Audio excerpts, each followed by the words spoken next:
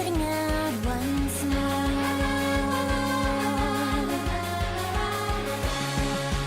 Where did you mean to go?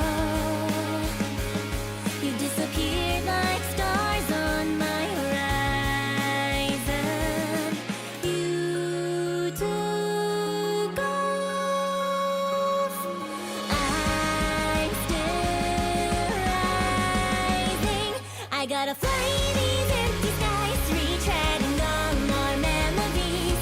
There is a place we used to chase. Could you keep singing for me, please? And if you find I'm far behind, I'll raise my voice and set you free.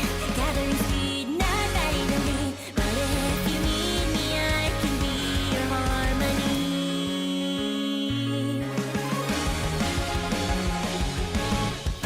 Another dream that felt so real. Another hope, a fleeting twinkle in the twilight. It's hard to stop the way I feel, clinging on too tight.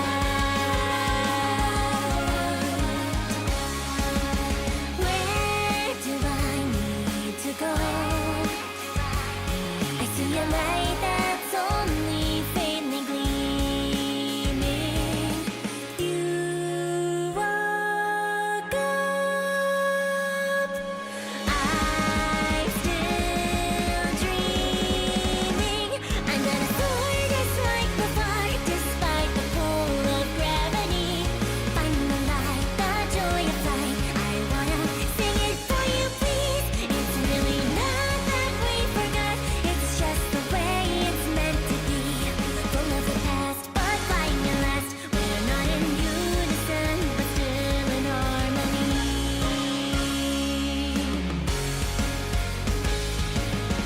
La la la la la la la la la la la la la. La la la la la. La la la la la la la la la la.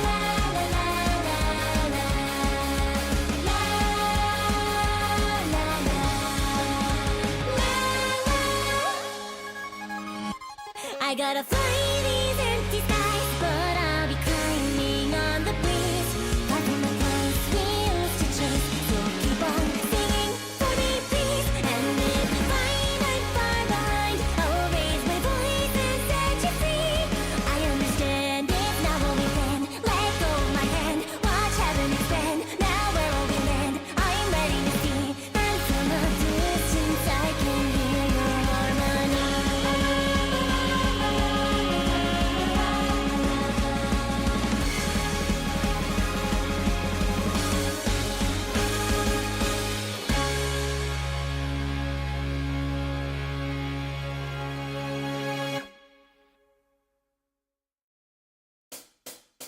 La la la la la la la la la la la.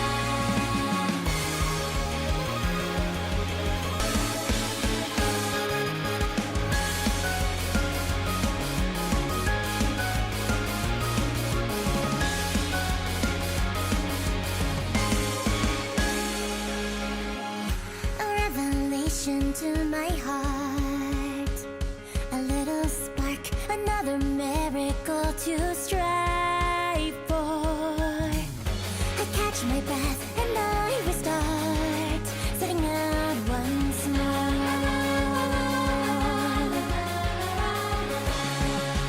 Where did you mean to go? You disappeared like stars on my horizon. You took off.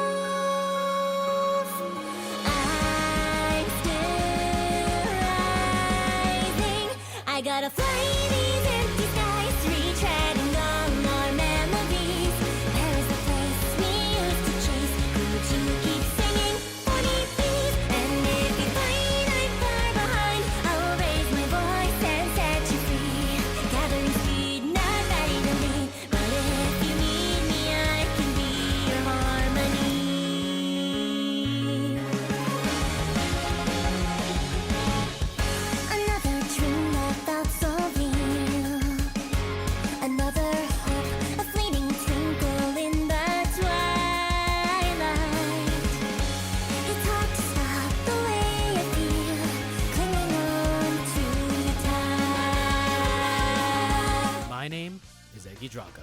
I am the cream of the crop. I am the yolk on top. Former VTuber, current human being? God, she's so pretty. Oh my god. It was back in early 2024 when I went to an idol concert in Japan on a whim because of my VTuber Oshi who graduated. Needless to say, I got hooked.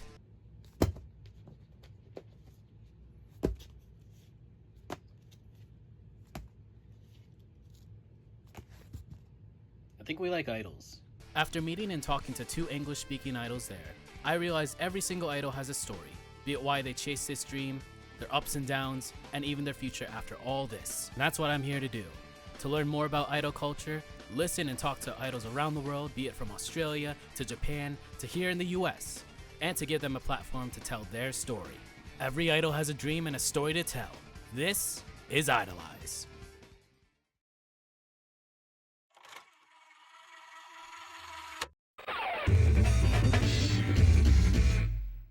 All roads lead back to you. For the IDOLEYEZ 1-year anniversary and returning from the first episode, Phoebe joins back to talk about her documentary, Your Harmony, and more. All Eyes on Me, IDOLEYEZ, episode 52. Phoebe, tonight.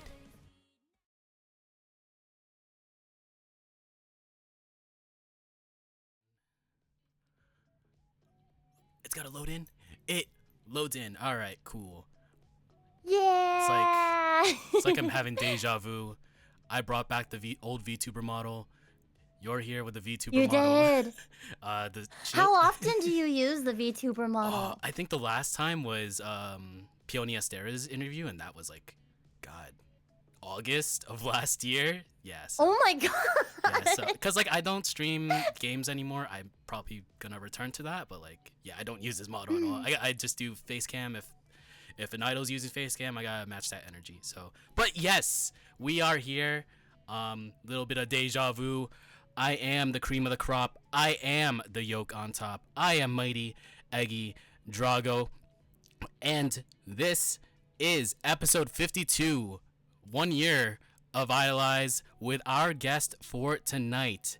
She is Suki's caretaker. She is a Fuji Kaze enthusiast. She is my US idol Oshi, and returning for a second time on IDOLEYEZ from the start, and now to here 1 year later. This is Phoebe. Phoebe. I can't believe that IDOLEYEZ is a whole 1-year-old baby old. It is a. It can walk. Yeah. It can talk, and somehow we're still here. Yeah. I'm so proud of you. Happy 1 year. Thank you so much for having me back. And hi, you guys. I was not expecting that intro. Yeah, I guess that is. Those are some things I'm known for sure. gotta make the even with Barry, I was like, yeah, this is Majima's like biggest fangirl and whatnot, so I gotta make it memorable. But nice. Phoebe, clearly you've done you don't have to go very far to do your research, honestly, because we are loud and proud about our interests.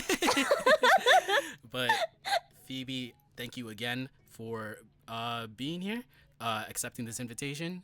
1 year, and might as well quick recap, I guess, because like episode 1 was not my best, but also is a good starter to like find out about Phoebe's like origin story. But like from memory, it was your parents that were really into MMORPGs and anime. You were brought to anime cons as not even out of the womb, just just while your mom was still had you. Yeah. You had you as a kid, you weren't were you like, no, you weren't like as into music, but it was Macross that really got you into it. It was that AT2020, which is the microphone that I have, that your dad had and gave it to you as a I guess a hand-me-down, and you recorded some covers. Very much, wow, that was possibly years ago. You You started as an idol, uh, been through some stuff, started the whole VTuber thing, did a Kickstarter, and went all over the place, all over the world. We'll talk about like one of the places that you've been into, and boom, boom, boom. It's been a year. Might as well talk about a few key things that have happened over the year, such as one big thing, the meat and potatoes of this, I guess, interview, which would be the, which would be Busy Bee by Goatee Media slash Mr. Goatee, which, by the way, probably my favorite piece of Kaiga Idol Media that isn't like music, probably. Aw. So, so Thank you. I'll let him know that. He'll be very, very happy. Also, props to you for remembering so much of that. That was like a very thorough TLDR of my backstory. So good, good on you. very, very. I don't know about thorough, but like, yeah, I got the bits and pieces. But might as well talk about the doc. So how did the concept of the documentary come to be? Like, how did Goatee Media or Jake come in contact with you, and what was the initial pitch for it? I think some necessary backstory a little bit is that the reason why we knew each other in the first place. Well, first of all, I was his fan from his YouTube covers because he's known for doing these like really awesome English covers of anime songs. Like his voice is freaking amazing, and his English trans lyrics. He has like a special way of writing them where they sound really similar to like the Japanese lyrics, kind of the way that like Yoasobi does their English lyrics of their songs, except like it makes grammatical sense. No offense to Yoasobi at all, but like, Jake's really like definitely the pro at that, and he did at some point after I had been a fan of his for several years, he decided that he wanted to like expand his YouTube channel by like making it like be not just Mr. Goatee but Team Goatee. So he was like recruiting singers, instrumentalists and stuff to do like more collaboration stuff. Right. And it only lasted for a little bit before he decided that he wanted to like take a step back from doing like this like YouTube coverist stuff and do more actually go and study film. But I did make it into that team, and we got to sing a few covers together. We got to sing one of the Kaguya-sama openings, and also I did a cover of Renai Circulation for him. There was a cover of the Bunny Girl Senpai ending song as well that didn't get to be released before Team Goatee was disbanded, but that's how we got to know each other and become friends. And then at some point, it was December of 2023 when Jake reached out to me in DMs and was like, "Hey, I hope you've been well. So I've actually been I've like completely pivoted. I went back to school and I'm studying filmography right now." And I was like, "Wow, that's so cool." And he's like, "Yeah. So what I am specializing in currently is documentaries and that kind of like that kind of stuff." And he had already at that point made two shorter documentaries. One was about somebody who runs escape rooms, and another one was about, I think, this is kind of relevant to you. I think it was wrestling, like a wrestler or something like that. I think I saw the thumbnail. I didn't click on it though, but yeah, it was definitely a wrestler in there. So yeah, I gotta watch that. Yeah. Yeah. For sure, for sure. Right, me too. Well, I have to rewatch it again. But his stuff was already really, really good. And I was like, wow, nobody's ever wanted to like I've maybe been interviewed a few times. And this was like even before IDOLEYEZ Yeah, it was. as well. I've been maybe interviewed a few times, and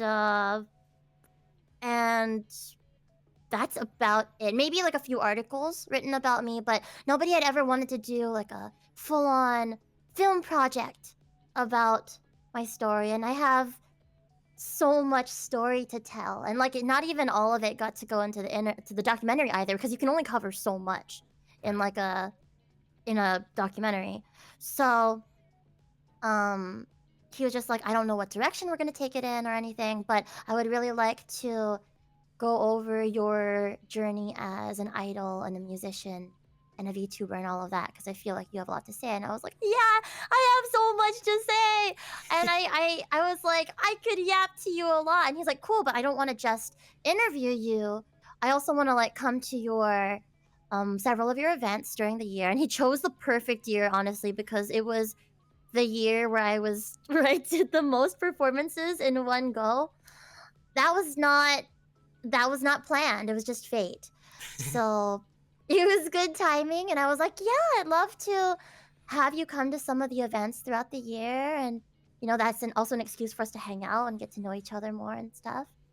And through that process, Jake and I became really, really, really good friends. Like I guess we were like friend acquaintances before, like friendly acquaintances and stuff.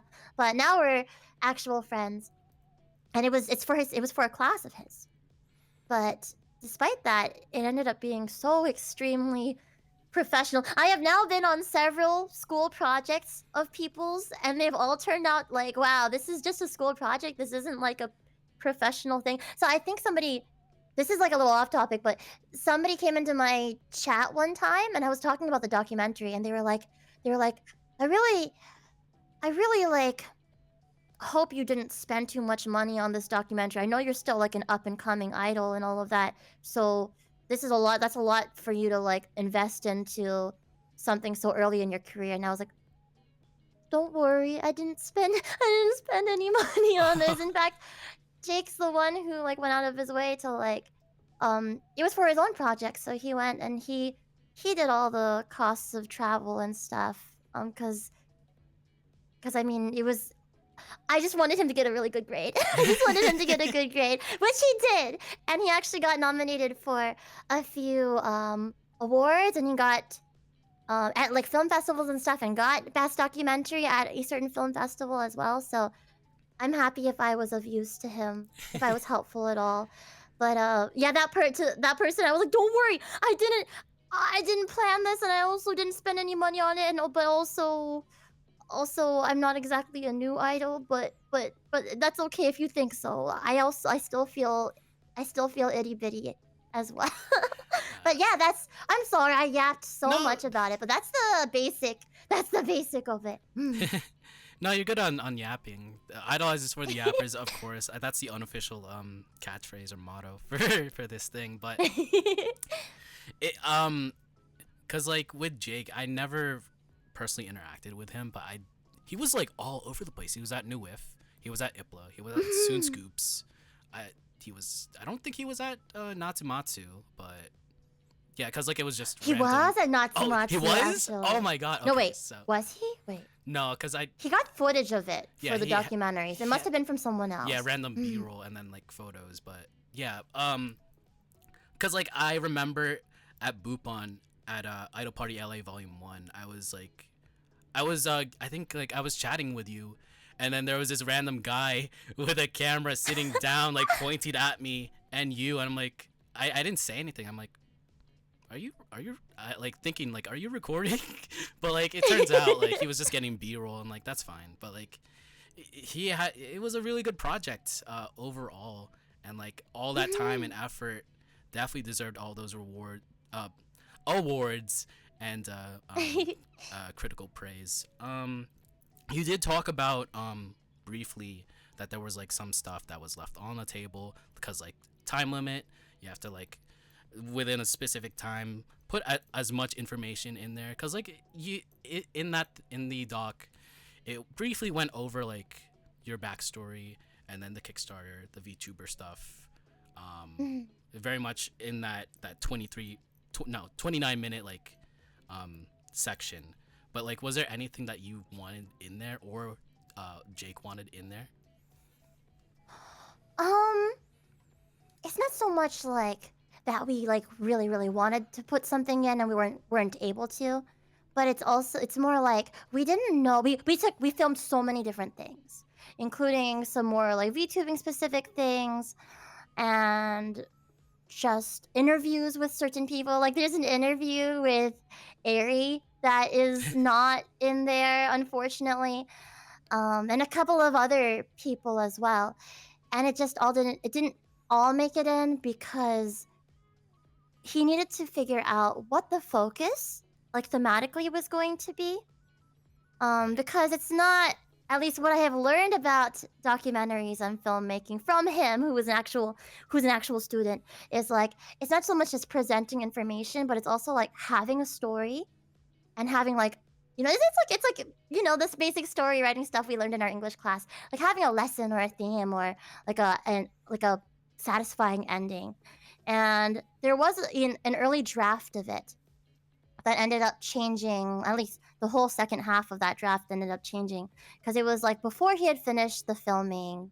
This is like before Northwest Idol Fest. He had like a rough draft come up, and it was nice and it was really interesting to people, especially people that didn't know what Kaigai idols were or VTubers, or that didn't know that there was this kind of like whole other music subgenre going on here in the States or just outside of Japan. But like they didn't really know what the point of it was. They were like, this is really interesting, but also like, then what? They wanted more. Um, so we ended up having to like figure out exactly what the theme was. And then Jake proposed. He was just like, now you can tell me if this doesn't make you comfortable. We can totally go in a different direction. But something I'm noticing as I come to many, many different shows of yours, the first one being, yeah, like the ones that you went to in LA.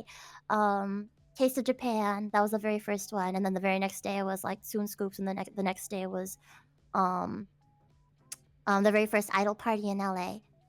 And then after that, he went to Otakon, and he was like, I think the big trend I'm noticing is that you work ridiculously hard. And I was like, oh, thank you. And he was like, no, like scarily hard. And sometimes I worry about you. And I think the people around you might worry about you a little bit too. And I would like to talk a little bit about overworking yourself in your documentary. He's like, are you okay with that? And I was like, you know what? I think that's an important theme. And at the time, and we'll definitely talk more about this later on in the interview, I think. But 2024 was one of the most difficult years ever Right. for me. There's a lot of wonderful things that happened, but with every very high, there were just as many lows, and it was honestly the perfect time for him to have captured that part of my story. I think people can look back at that documentary like months or even years from now and then be like, "Oh, that must have been a really important like transition period in her life." Cuz looking at it now, I'm still kind of in it right now, but like that was the peak of it. And so it was a good time, and he was able to capture lots of footage of me being tired and working hard. So while we weren't able to put every single interview in its full entirety that I would have liked to have in there, like, just to like make people feel included and stuff. And I also would have liked to see what kinds of things they said too. Um, we weren't able to put everyone's interview in because maybe it wasn't relevant to the whole theme of overwork. Mm. Right. Like when I was the very, very, very first time I was watching the documentary, it went through the history, it went through your performances. I was not expecting you to open up about I guess being a busy bee, and like and like the toxic positivity and the emails that people send you and stuff, and opening up about that, and like that whole part about like self-reflection of like what I want to be, and I hate that what I want to be, and whatnot, and identity and burnout. Like, was it Right. tough being open about it? At that point, I think because, well, I've always wanted to be just as part of my like, not just my like identity as like a public figure, but just in general. I've always accidentally worn my heart on my sleeve, I think. But also now it's a little bit on purpose because like I want to be like as transparent as I can be with my community and the people around me, and also just be myself at all times. So part of it is just me already trying to be as honest as I can whenever people ask me, how are you? How are things going? But also on top of that, um, I was just feeling it so much at the time. I was like peak misery. So I was just like, you know what? This is gonna be a therapeutic conversation for me too. So I just like spilled it all out. And I was also motivated by the fact that I really wanted to help Jake get a good grade on his documentary. So I was just like, if I were him, I would want as much honest footage as possible. So I did my best to just put it all out there. Of course, without getting into some of like the more like unnecessary private details of it all. But I tried to, put my heart into those interviews. Yeah, cause like even with other, I guess, music docs that I've seen, which are basically just positive PR, like projects, and they're like, life is good, I'm doing all these things.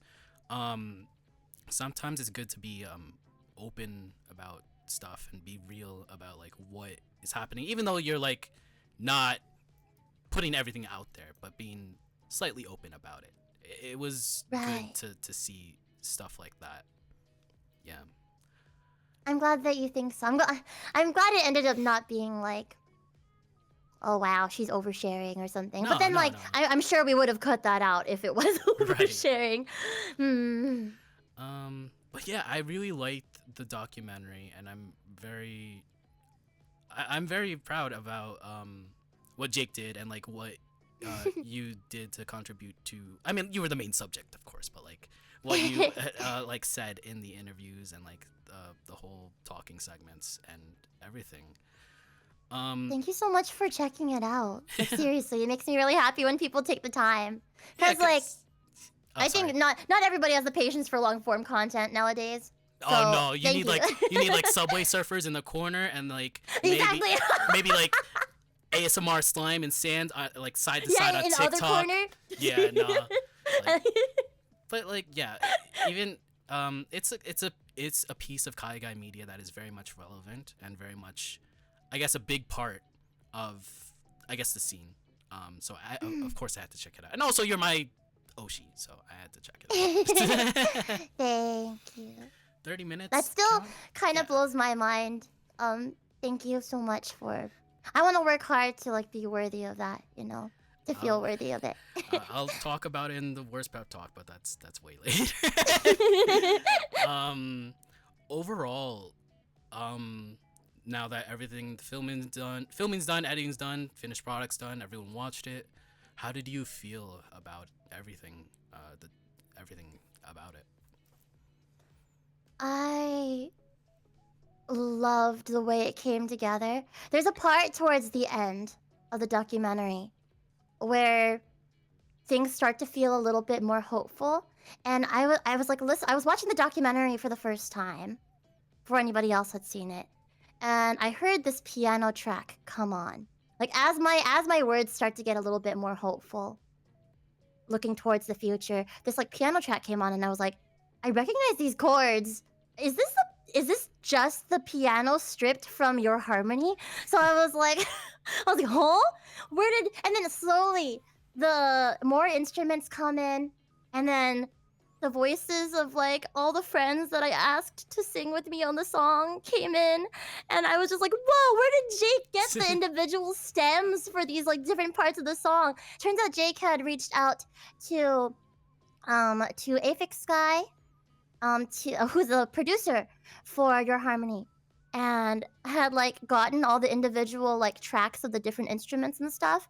And then Jake's a musician too as well, and went to school for music first. So he like was able to so masterfully like dissect this song of mine and then turn it into like something perfect for his documentary.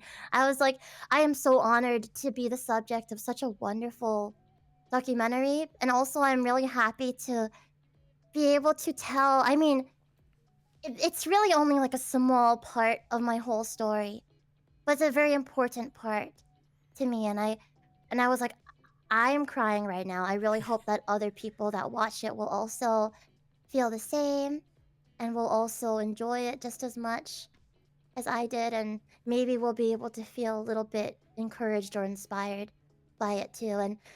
And some people or the people that ended up watching it and commenting or just like coming to my stream and watching my like live reaction to it and stuff, they I heard some really really wonder. I love hearing if I'm able to help people like feel inspired or if I'm able to have even just a little bit of a positive impact on their lives.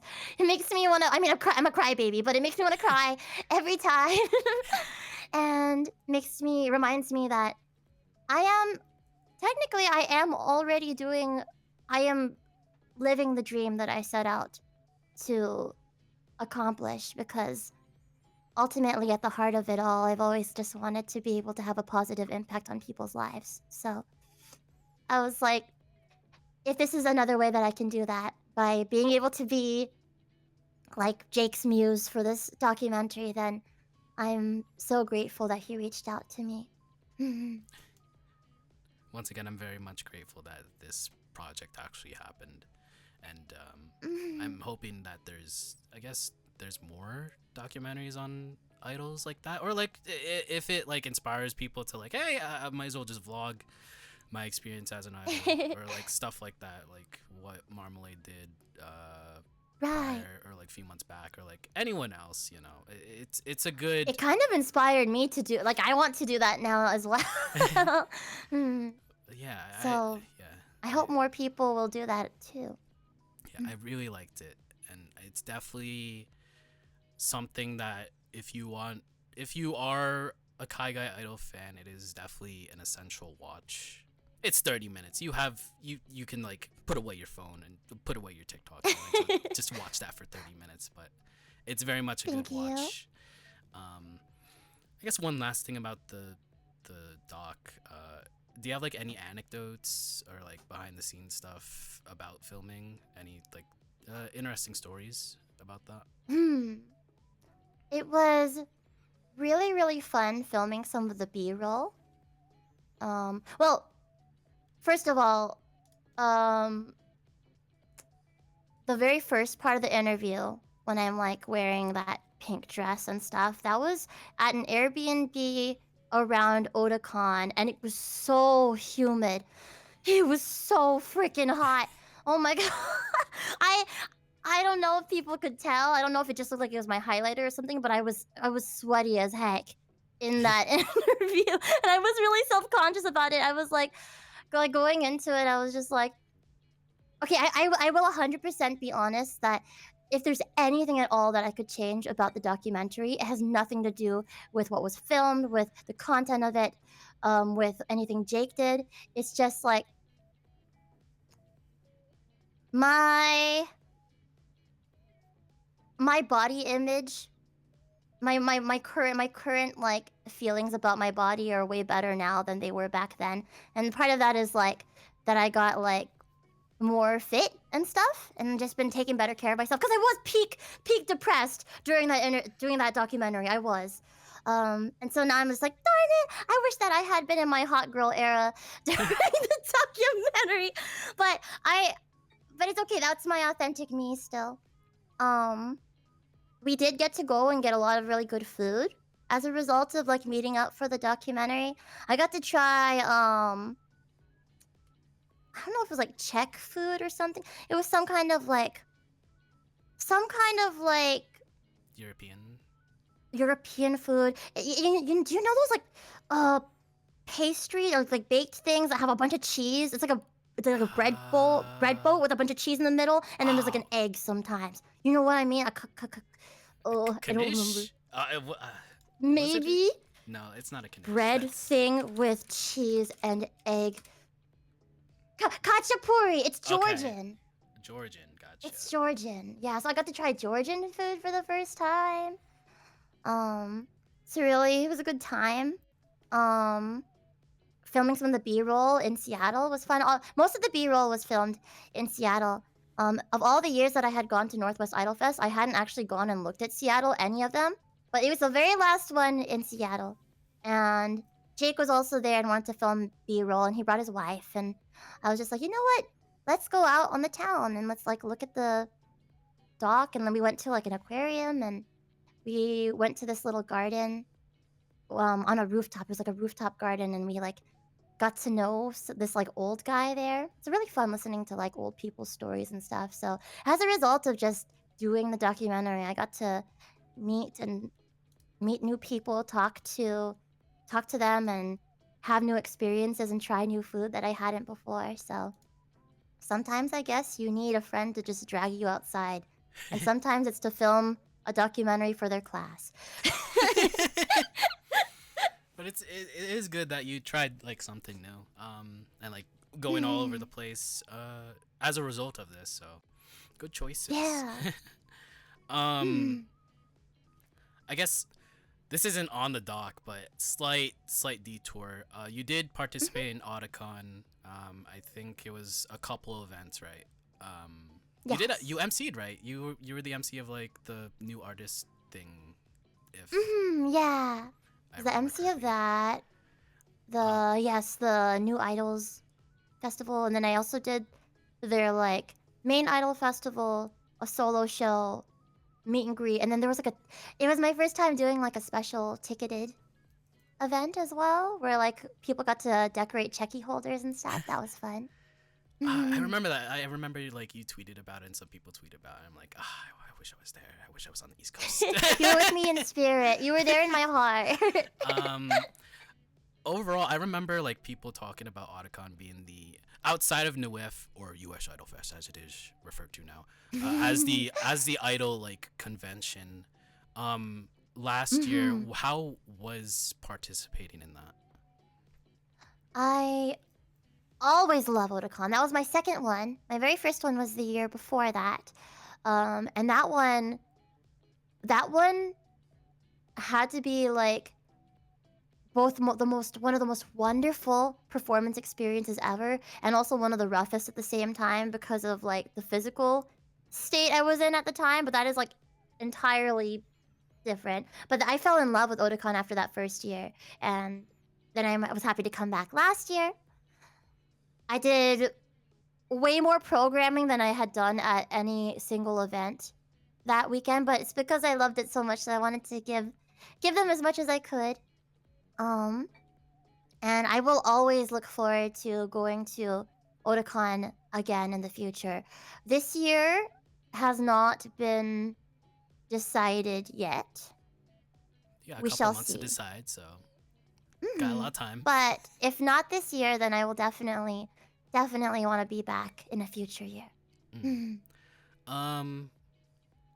One other like major like performance that you did in between like IDOLEYEZ episode 1 and IDOLEYEZ episode 52 was going to Japan, because the last time I think I asked you like, have you ever performed in Japan, or have you gone to Japan, and you were like, I've only been there for TGS and I've only been there for like, Yeah. other stuff. But a couple months back you flew there, you participated in Taiban, one or multiple, if It was one. okay, And gotcha. then I ended up also having like a radio show, like a filmed radio show opportunity as a result of having gone to the Taiwan.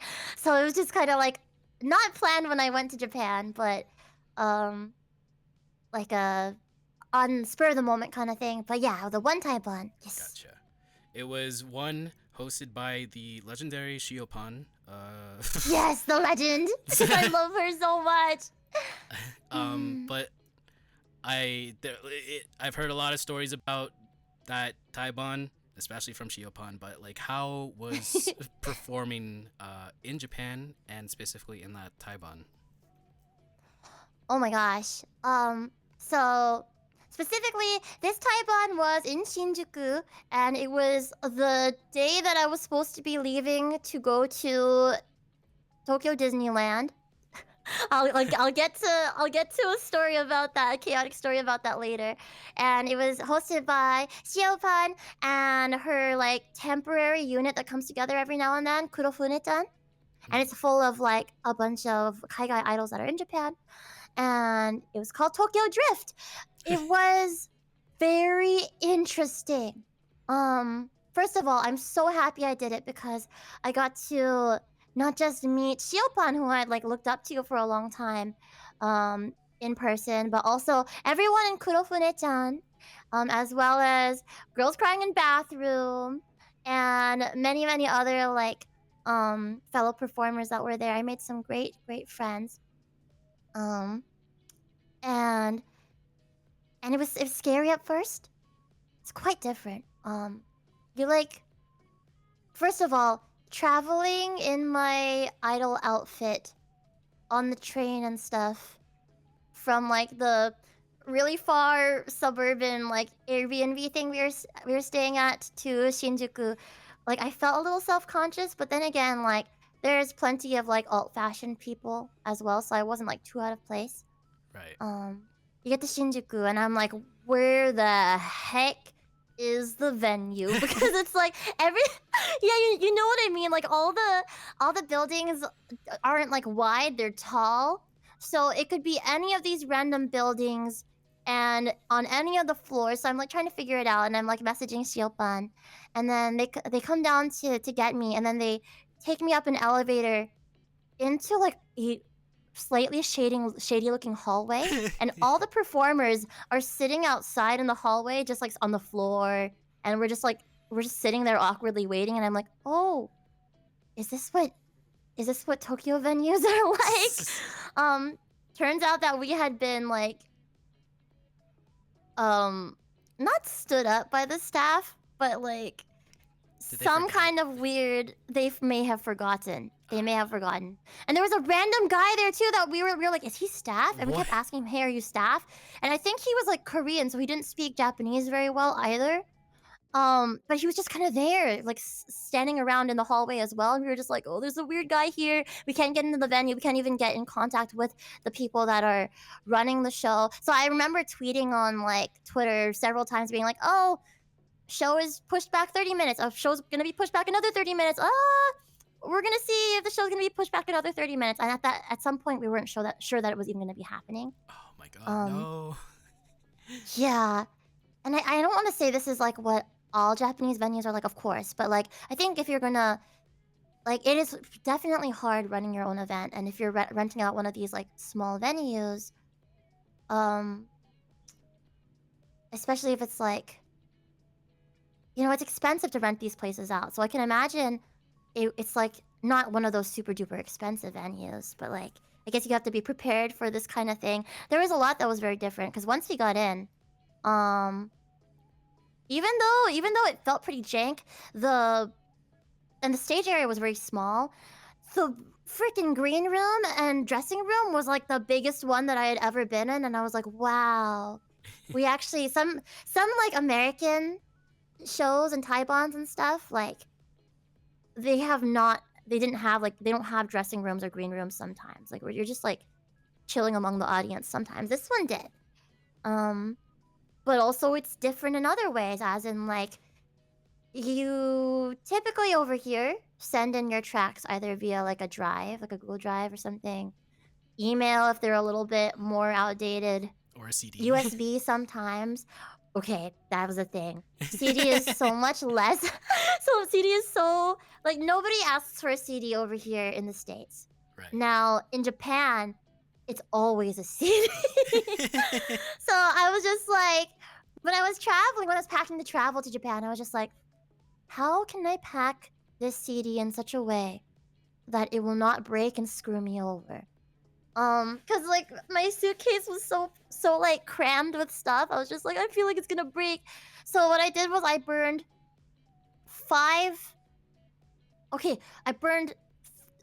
four different versions, but 2 copies of each. So I had like 8 CDs in my bag. Just in case. Just in case. And then the reason why I had like 4 different versions of it was because I wasn't sure if I would be able to learn certain songs in time or not. So each CD had a different combination of songs on it. Right.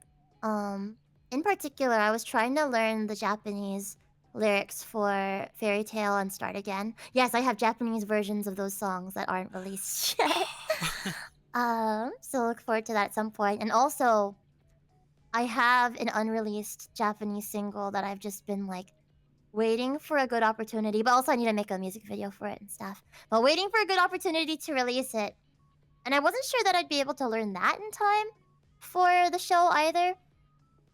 I ended up using the CD that had like my easiest set on it. But none of the CDs broke somehow. I don't know how. Um but yeah, I burned a bunch of those. So that was something unusual. I don't know if Shiopan told you about this, but there were a lot of tech issues.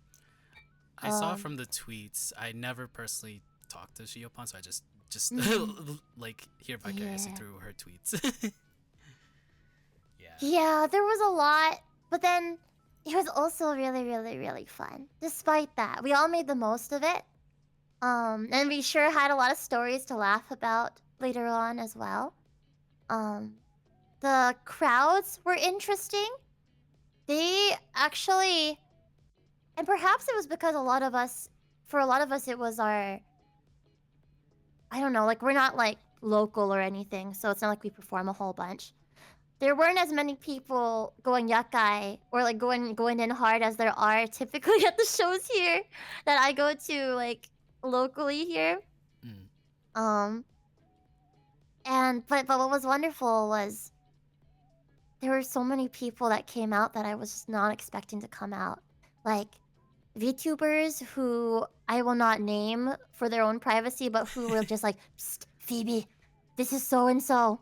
I really wanted to come out and meet you for the first time. I was like, oh, thank you for coming in. Thank you so much for coming out. And then like Japanese fans from like Ami's channel that I was meeting for the first time, and I was just like, wow, they are interested in my IRL self, even though I'm not a blue frog in real life. That's crazy. Um, and just like new people too is really, really fun. Getting to meet all kinds of people there, both performers and fans alike. And I really want to come back.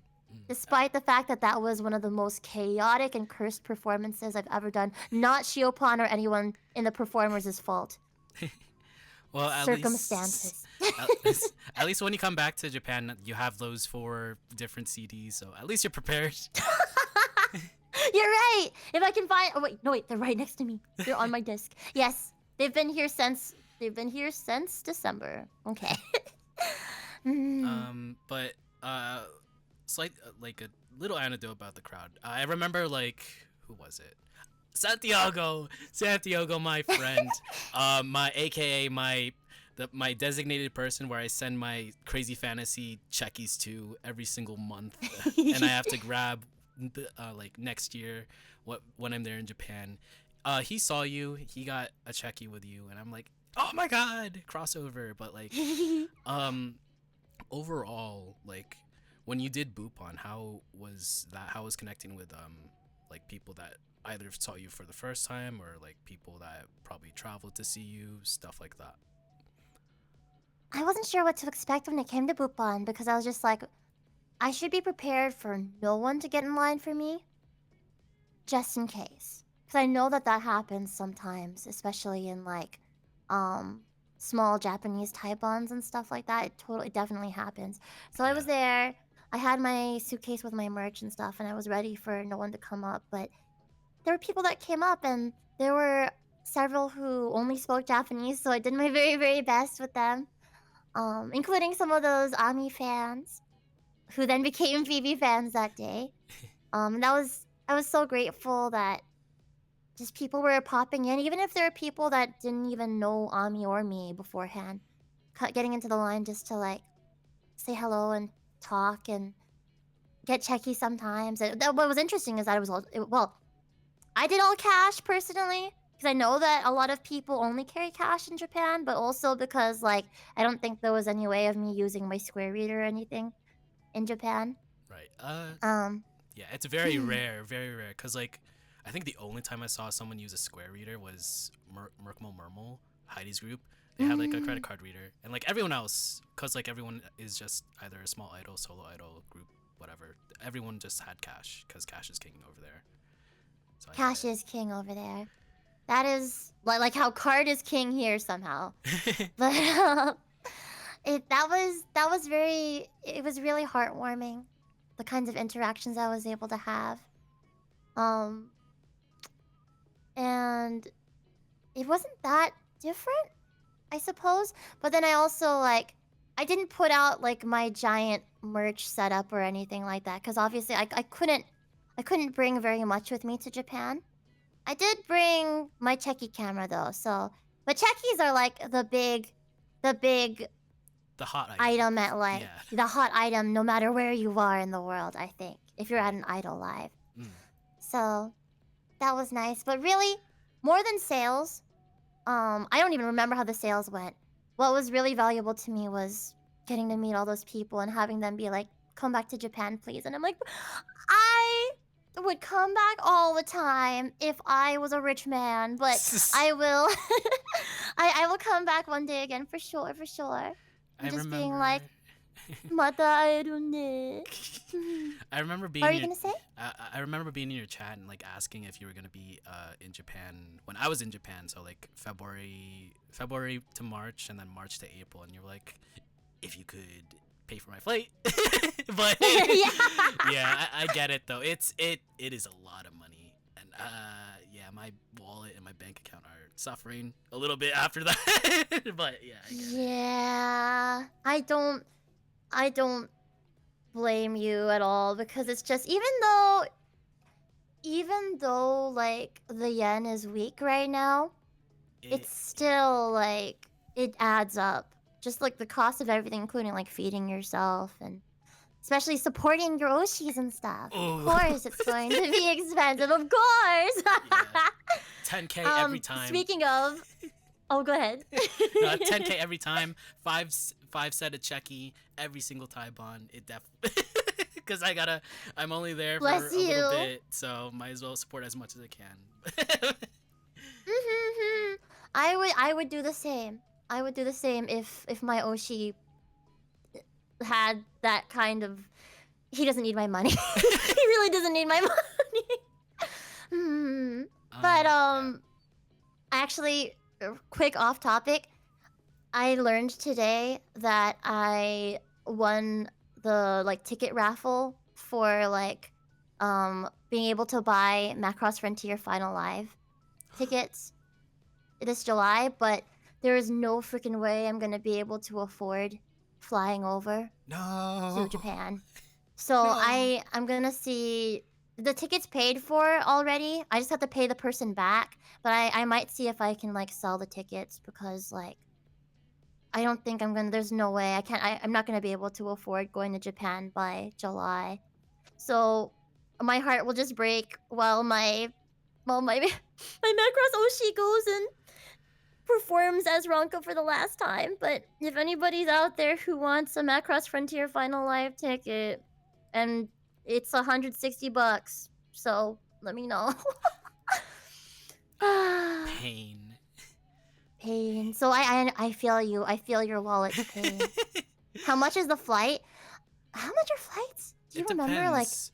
Like depends what you fly, right? Like I did Philippines to Japan, so it was like 200, 300. If you're doing US Oh my to God. Japan, if you're doing US to Japan, that's like the same as US to the Philippines. So like But you still had to like 1,000 fly. and like maybe Yeah. 1,000, 2,000. So yeah. Yeah, Zip Bear, if you have like if you can find like a $600 fare and like you only bring a carry-on, and if you don't want to buy food, sure. Yeah. I think for my last Japan trip with not Zip Air, it was like at least 1,000. But Zip Air, you could maybe if you're lucky get like 600 or something. Even if you buy the tickets way ahead of time. Yes. Yeah. I miss Japan.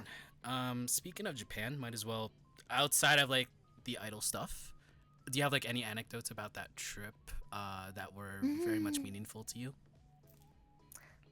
Oh gosh, it was so many different things from the trip. Well, first of all, I'm very, very grateful to Girls Crying in Bathroom and to their manager.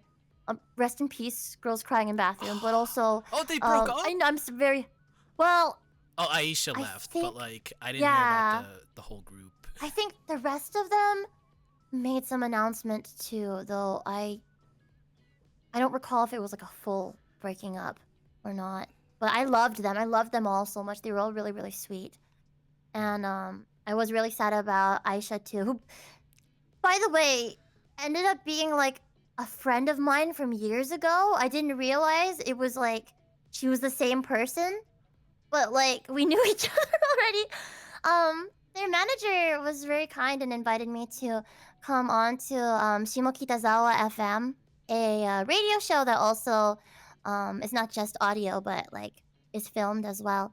And it was a little intimidating having to do the entire interview in Japanese and then perform the Japanese version of Fairy Tale for the first time. Mm. But it was, I did my very, very best. And it was like such a wonderful opportunity. And I hope I can have another opportunity like that sometime too. It was good Japanese practice for sure. Found out too that the host of Shimokita FM like is from kind of sort of my hometown ish, like at least that place that I frequented for school a lot. So I was just like, wow, that's so cool. He like knew all the areas back in California that I was talking about. So the world is small. World is very, very, very small. I also, oh my gosh, this is another funny coincidence. I went in to tour. There were like for some reason the last few days that I was in Japan were like business meeting days. I don't know why I couldn't have done them earlier in the trip, but they were business meeting days, and I went into a company to like get a present. They wanted to like collaborate with me. I got like their presentation about their company and what some of the stuff that they've been working on. And the guy that was giving me the presentation was clearly not Japanese, could speak English very, very well. And I knew him through Shirayuri Pro stuff, actually. He like had helped out Shirayuri Production, the first VTuber agency that I was in, with some stuff. We were talking a little bit, about being nostalgic about, at least for him, nostalgic about like being in America, being in California. I was like, "Oh, you're from California. Where from?" And he's like, "San Diego." And I was like, "I'm from San Diego. Where from in San Diego?" And then he said my hometown, and I was like, "What high school did you go to?" And he was like, "This one." And I was like, "That's my high school." And I was like, "Wait, what year did you graduate?" And he's like, "This one." And I'm like, "You were my senpai by like a year. We went to the same high school together for most of the..." And our minds were just blown. We were like, "This world is way, way, way, way, way too small." What? And he was like, I was the Associated Student Body President. I was like, "You were the ASB president at some point when I was in high school? I would probably listen to your voice on our little like morning TV program every morning." That's crazy. He's like, "I wasn't a weeb back then." And I'm like, "Now you're in Japan doing weeb things." And he's like, "That, yeah." And I was like, "Whoa." So It's crazy. Small world. that was small world. Many such random serendipitous encounters in Japan that trip. And so much more. I still need to make that like vlog that I promised everybody of the Japan trip. So you guys can hear more stories there, but I don't want to talk your ear off too much. I could You totally. could. I mean, we but got I no could, time limit. but- We got no time limit. True. Okay, I forgot to ask you. You're good on time, right? Yeah. Yeah. Oh, yummy! But yeah, Japan was fun. I think, Eggy, have you been to any of like the more rural parts of Japan? Like one day, cause like my aunt lives way outside of Tokyo, and like we made it a tradition to just meet up outside in like rural Tokyo to like have a whole day where we just go like to Second Street and like book off and like hobby off and whatever, cause like there's better prices there, and like we just buy stuff. But yeah, that's like the only time I've like really been outside Tokyo, like one day from like 2024 and 2025. So it's very interesting and very different, but you also need a car. You also, yeah, things get a little less walkable the more like outside of like touristy or urban areas you get. But I would. Well, first of all, that's cool. I didn't know you had family living in Japan Yeah. as well. Like, my aunt moved to Japan because she wanted to be an ESL teacher, and then married a Ah. Japanese man and settled down, retired, became a baker, has a bakery there, bakes bread. Wait, that's so cute. Hello? Yeah, but when I'm like in Japan, I visit her, and then we do like the whole thrifting trip. That's so nice. You have a home back there too. Like Japan, literally, you have a second home there as well. That's wonderful. Yeah. I will say, like, if you ever get a chance to, everything in like the Kansai region, like West Japan, is my favorite. I think even more than like, I mean, Tokyo has more like, I don't know, like entertainment stuff, I suppose. Right. But I really loved being in like Osaka was fun, but I think I most enjoyed like Hakone and some of like the other like really like rural areas. Nature in Japan is just like, I know this sounds very like thing Japan, but nature in Japan No, but I get it. I get nature it. in Japan is magical. It is. Cause like being outside and like outside of like the like city areas and just looking at the environment, it's very much enjoyable in a sense. Mhm. Even with like the shrines and like everything else, it's very relaxed, I would say. Right. Yeah. So if you ever get a chance to, I really wanted to go out further, like near Hiroshima. I wanted to go to Okayama in particular, but I didn't get a chance to. Kyoto was gorgeous though. Did Yeah. not get to go to Nara though. I will see the Oh, deer. you want to see the deer? I want to see the deer, and I also want to go to the place that has lots of matcha. I forget what it's called, but it's near like Kyoto and Nara and stuff. Mm. I next year I'm probably, I don't know if I want to book another trip, but like I do want to focus on Tokyo to just spend time with the Oshis and watch them and like support them. But like I do want to go to like Kyoto and Osaka because like it's a very much different, way different than Tokyo. So Right. I hope you'll get a chance to, but also I totally understand kind of keeping Tokyo central to your trips because that dedication to your Oshi, I props to you. It makes me want to cry sometimes. I'm just like he's so sweet and he is so dedicated. yeah, because like I'm there, I might as well use as much as of the time as I can to support them. Because like I like I never missed any concerts that they've been to. Like during that trip, I went to every single one. I never like skipped out for another like different thing. Just if it conflicts, focus on them. Cause like I'm there for a limited amount of time, and I spent a lot of money on it, so I might as well just to support them. I would do the same. Again, I would do the same. So props to you. Yeah, I miss Japan. It's been like 2 months since I I've miss been Japan there. all the freaking time too. I miss like it so bad. you go to an American public restroom and you're like, oh, I miss Japan. There was like a smell from like the freshly washed dishes in my dishwasher for whatever reason that reminded me of something in Japan, and I was like, oh, I miss Japan. I miss going to like the konbini. I know that there's like a Japanese bakery nearby where I live, and they have like the egg sandos, but it's also like $6. But it's like I get it because like it's local and it's like made individually and stuff. But like man, I miss cheap sandos and like konbini food. Konbini. Wait, what's your favorite konbini chain? I would say Lawson because like the hotel that I usually book is like right next to Lawson every single time.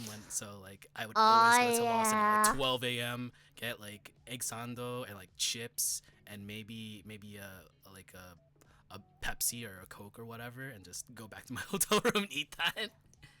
Based Lawson, enjoy your let's go. It was the first konbini I tried in Japan. I got to Japan the very first trip and I was starving, and what they had at the Narita airport was like a Lawson right there. So I went in. I got a like one of those like microwavable omurices, and I like cried while I was eating it. I was like, "This is so good! It's so good!" I felt that. Cause like even after Taibans where like everything is either closed or like I don't want to go to Sukiya or what was it, Sukiya or Mitsuya, I'd rather just like go to like a konbini and get like a prepackaged dinner and just eat that. Right, right. Yeah. But I get it. I miss it so bad, and I can't wait to go back next year. I hope we'll both get to go back again sometime. Maybe we'll be there at the same time at that time. I wish. Maybe. I wish so bad to see you perform in Japan. So bad. I've seen you perform on the West Coast. I've seen you perform on the East Coast. I want to see you perform in another country. Yes, on the. I mean, their entire island is a coast, basically. On the Japan coast, Thing Japan. God, I miss it. Like I still dream about like being at like in the crowd and just seeing like idols perform and stuff. It's like it's a combination of like not being in an area where performances are like close by. I know I'm like near California, but like I gotta travel for that. But like it's FOMO from that, but it's also like I miss seeing performances. Yeah, for sure. For sure. I want to be able to like see more of what Japanese Taiwan and performance culture is like. I would really like to experience more of that because I feel like I got a little taste of it, but also it was that show I like to think was unusual in multiple different ways. Unless I go and I perform again and the show's like just as cursed, the venue's just as cursed. Then I'll just be like, okay, what's up with Japanese Taiwan? But yeah, it I guess like coming from like a fan experience, it is I guess something different compared to the US, I would say. For sure. Yeah. Moving on from Japan. Quick, we got like a little Japan Japan conversation. Very much needed. I do I miss it. I like reflecting on that, but might as well move on to your biggest release since the first episode of IDOLEYEZ, and now 1 year later, which was in October. You did release one of your major songs, major singles, your Harmony. When did you start progress or like start like creating that song? I don't remember exactly when, but it was before the summer because I was able to perform Your Harmony for the first time at Idol Party Volume 1. Was that really the oh, okay. Yes. That's so why that was the very first time. Okay, that's why you I got it now. Okay. Yeah, Wow. because like I remember. And I guess the 1 year anniversary of that first performance is coming up next month. Yeah. I guess that's also my very first US Taiban, kinda. Yeah, I was there for Soon Scoops. That was the year before, but like that was also my first major like US Taiban that I went. I'm so honored to have been like part of that first experience for you as well. Wow. I didn't even realize. Wow. Yeah, because you're like near California, but not like near enough to have like been to a whole bunch of stuff. Including the stuff that's happening constantly on the East Coast. Right. So, I was really happy you were able to make it out there for that. And so it had to have been like at the latest like spring of last year, so maybe like a year ago, maybe a little before that. But originally what was going to happen was I was trying to make an album, like my second full album, and I wanted that to be one of the songs on it. There was also a piano version of Start Again that was made for that album too. Things I forget why I ended up not being able to make the album happen. Part of it was probably money, and another part of it was that year ended up being the busiest year ever for me. So Your Harmony was not just gonna be, but it was gonna be one of the songs on there. In the end, I'm glad that it was released as a single, and I decided going forward that I wanted to focus more on getting a lot of singles out and making sure that every single is given like an equal amount of like love and care and stuff, and that no song on an album is a filler. So Your Harmony released um, several months after I had performed it for at least a few different events. Um, and it was on my birthday, October 28th. Though honestly, it was planned to release in September, I think, instead. There's a whole story behind that, and it was because of the music video. Right. I I don't know if yeah, go ahead. do you. I mean, I kind of know, but do you, if you might be safe to not bring it up, I guess, because like I kind of know, but I also don't know. Yeah, you kind of sort of know, and I have brought it up in like blog posts to my Ko-fi members before. I can just tell the TLDR real quick. There were actually two different Your Harmony music videos that were made. The second one, which is the one that released, made by Andy with art by Hoshi, ended up was very much like a rush job, but ended up so beautiful. I'm Yeah. very grateful for their hard work and their amazing skill and creativity and stuff. The first one, unfortunately, I had been working on it for at least like 2 months or something, if not more. Um, but it was not up to the standards that my other MVs had been at, and it could not be fixed no matter how much feedback I submitted.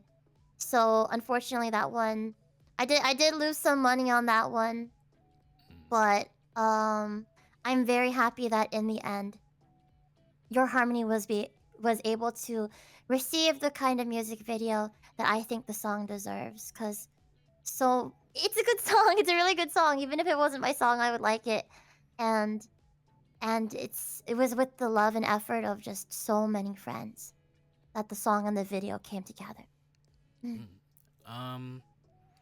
Slight detour, but like, were there any influences, like specific songs or specific like themes or topics that you wanted to pull from while working on the song? This is kind of getting into the lyrics a little bit too. Yeah. I think all of us that worked on it really wanted the song to be about, well, a couple of things. First of all, friendship. It's a friendship song first and foremost. But it's like a bittersweet friendship song because it's about dreams, it's about friendship. And I think a lot of the time when you are a creative person who also has like a lot of creative friends, especially people that you're like that are doing the same thing as you, or maybe you're like in a group with them or a unit.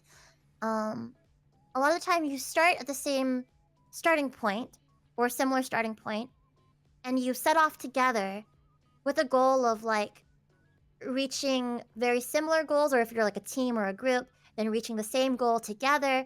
But everyone is different. Everyone takes things at their own paces, and honestly, everyone has different starting points, even if you're all starting together. So I think it's that like bittersweet reality that no matter how much you try to like work towards the same goals, some people will shoot ahead, some people will stay behind, some people will drop off down to the ground because they just have realized they don't want to do this anyway, or they'll like go, another person might like go off on a totally different path somewhere, and some people might be going the same, like in the same direction but just at a faster or slower pace, and it's just, and in that process, hellos and goodbyes are said. In that process, sometimes you can feel left behind, or sometimes you'll be afraid to leave things behind. And so that was like a big theme and like emotion that we wanted to put into it, was just like, those hellos and goodbyes might happen, dreams can change and stuff, but we can always, always like continue supporting each other and cheering each other on, no matter how different our paths are. And I think that's something that's especially relevant in something like being an idol or like the music industry in general, being an entertainer or a streamer, or doing creative stuff like your talk show, you know? Just it's it's something that you can feel in a lot of different ways in your life. Right. So that was like a big thing we wanted to take from. Genre, of course, is like I think Afix had composed the song with uh like an idol vibe in mind Mm. and really brought his own like special flair to it.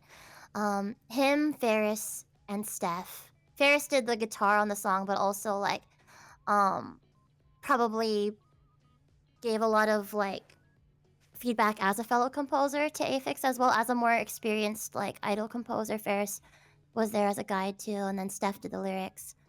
And I think all of those brilliant minds together have like idol on the mind.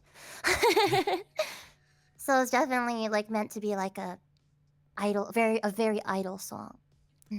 It's I remember yeah, I remember the premiere for the MV, and even though I did listen to it at IPLA and also Natsumatsu, and also I think that was it, right? No, and Nuif, because Nuif was And the whiff, yes. 2 weeks before that.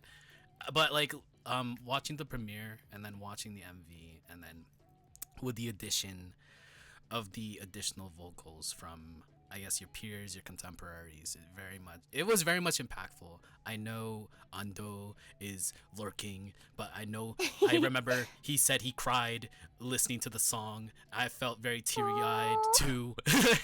But I really liked the song, and it very much I could tell that the time and effort very much went into this, and it became something that is very great. Thank you. And thank you, Ando, for crying at it as well. That means a lot to me. This sounds so sadistic, but I like making people cry with my music. So that makes me happy, or even just making people tear up. Thank you for listening to it with a lot of care. And yes, a lot of like very like private and like personal emotions and feelings and like just investment went into this from all these different people who came in to work on the song and on the video and stuff. And I'm so glad that you and everybody that has checked it out has enjoyed it a lot. It means a lot to me because it definitely is one of my favorites out of my originals. With the music video, I remember like it was the inclusion of you, but it was also the inclusion of Ami.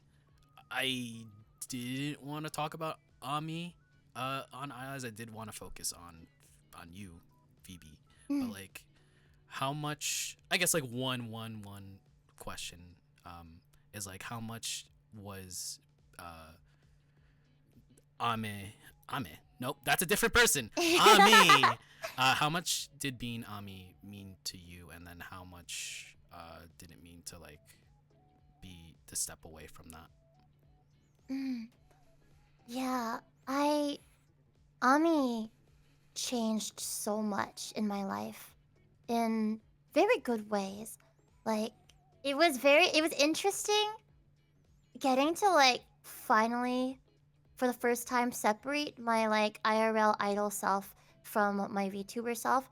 It gave me a chance to quote unquote play a character, but honestly it was just like use me with like a different skin on. I remember my higher ups at Prism Project and Sony being like, your personality as it is, like don't play a character. Your personality, we chose you because your personality and your voice perfectly fit exactly what we imagined Ami being. So just be yourself. She not just allowed me to be myself, but she allowed me to like tap into some more like goofy, chaotic parts of me that maybe I wasn't as comfortable showing on stream before. I feel like I had shown that goofy side of me like on stage during idol performances before that, but like during streams, for some reason, I like had a little bit more of a professional face on.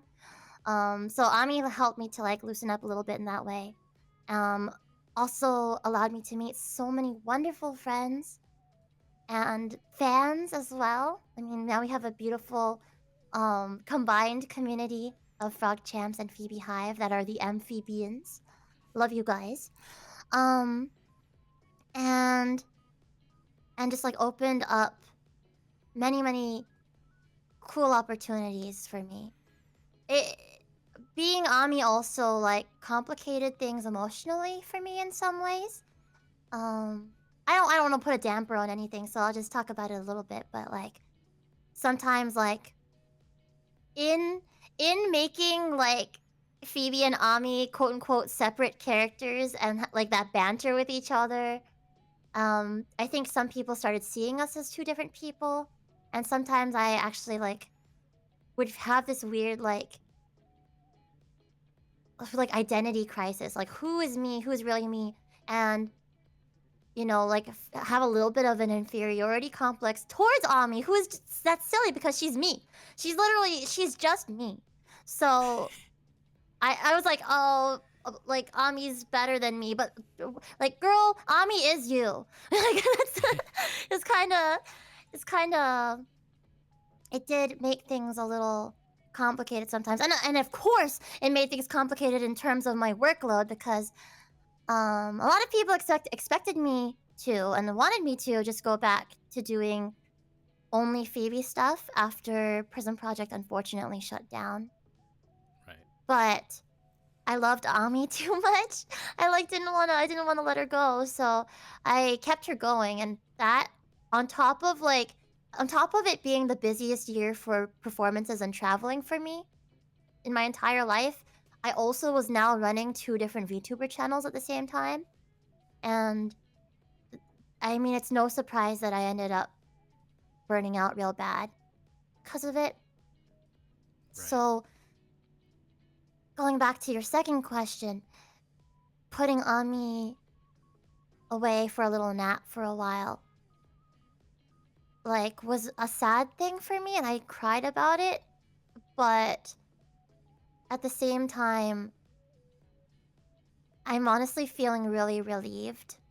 Probably mostly because of the workload. Like I'm still heckin' busy right now. So if I had kept doing Ami stuff, I think things would have like something would have had to suffer. And it probably would have been physical health and stuff too. I completely get that, cause like you're taking care of two different personas and taking care of even though there's like some overlap with the fan bases, taking care of two different fan bases, and like I can understand the amount of stress and the amount of like I guess the amount of work that goes into taking care of these two accounts. And if it relieves you of like that weight off your shoulder, and like if people are very much welcoming to going into, well, Ame's gone, I might I keep saying Ami Watson is also gone, but Ami's gone, I might as well just be a Phoebe fan and just being in your streams. Then I feel that is a better outcome than trying to just take care of both accounts and then immediately burning out. So I understand. Thank you. I really appreciate that, and I appreciate my community also being very understanding as well. For the most part, at least. There are frog champs that I don't see come around as much anymore. Frog champs that I don't see come around at all anymore. And I knew that was going to be a reality of it. But like, I think in the end, they'll always have a home to come back to here if they ever want to. They're always welcome back.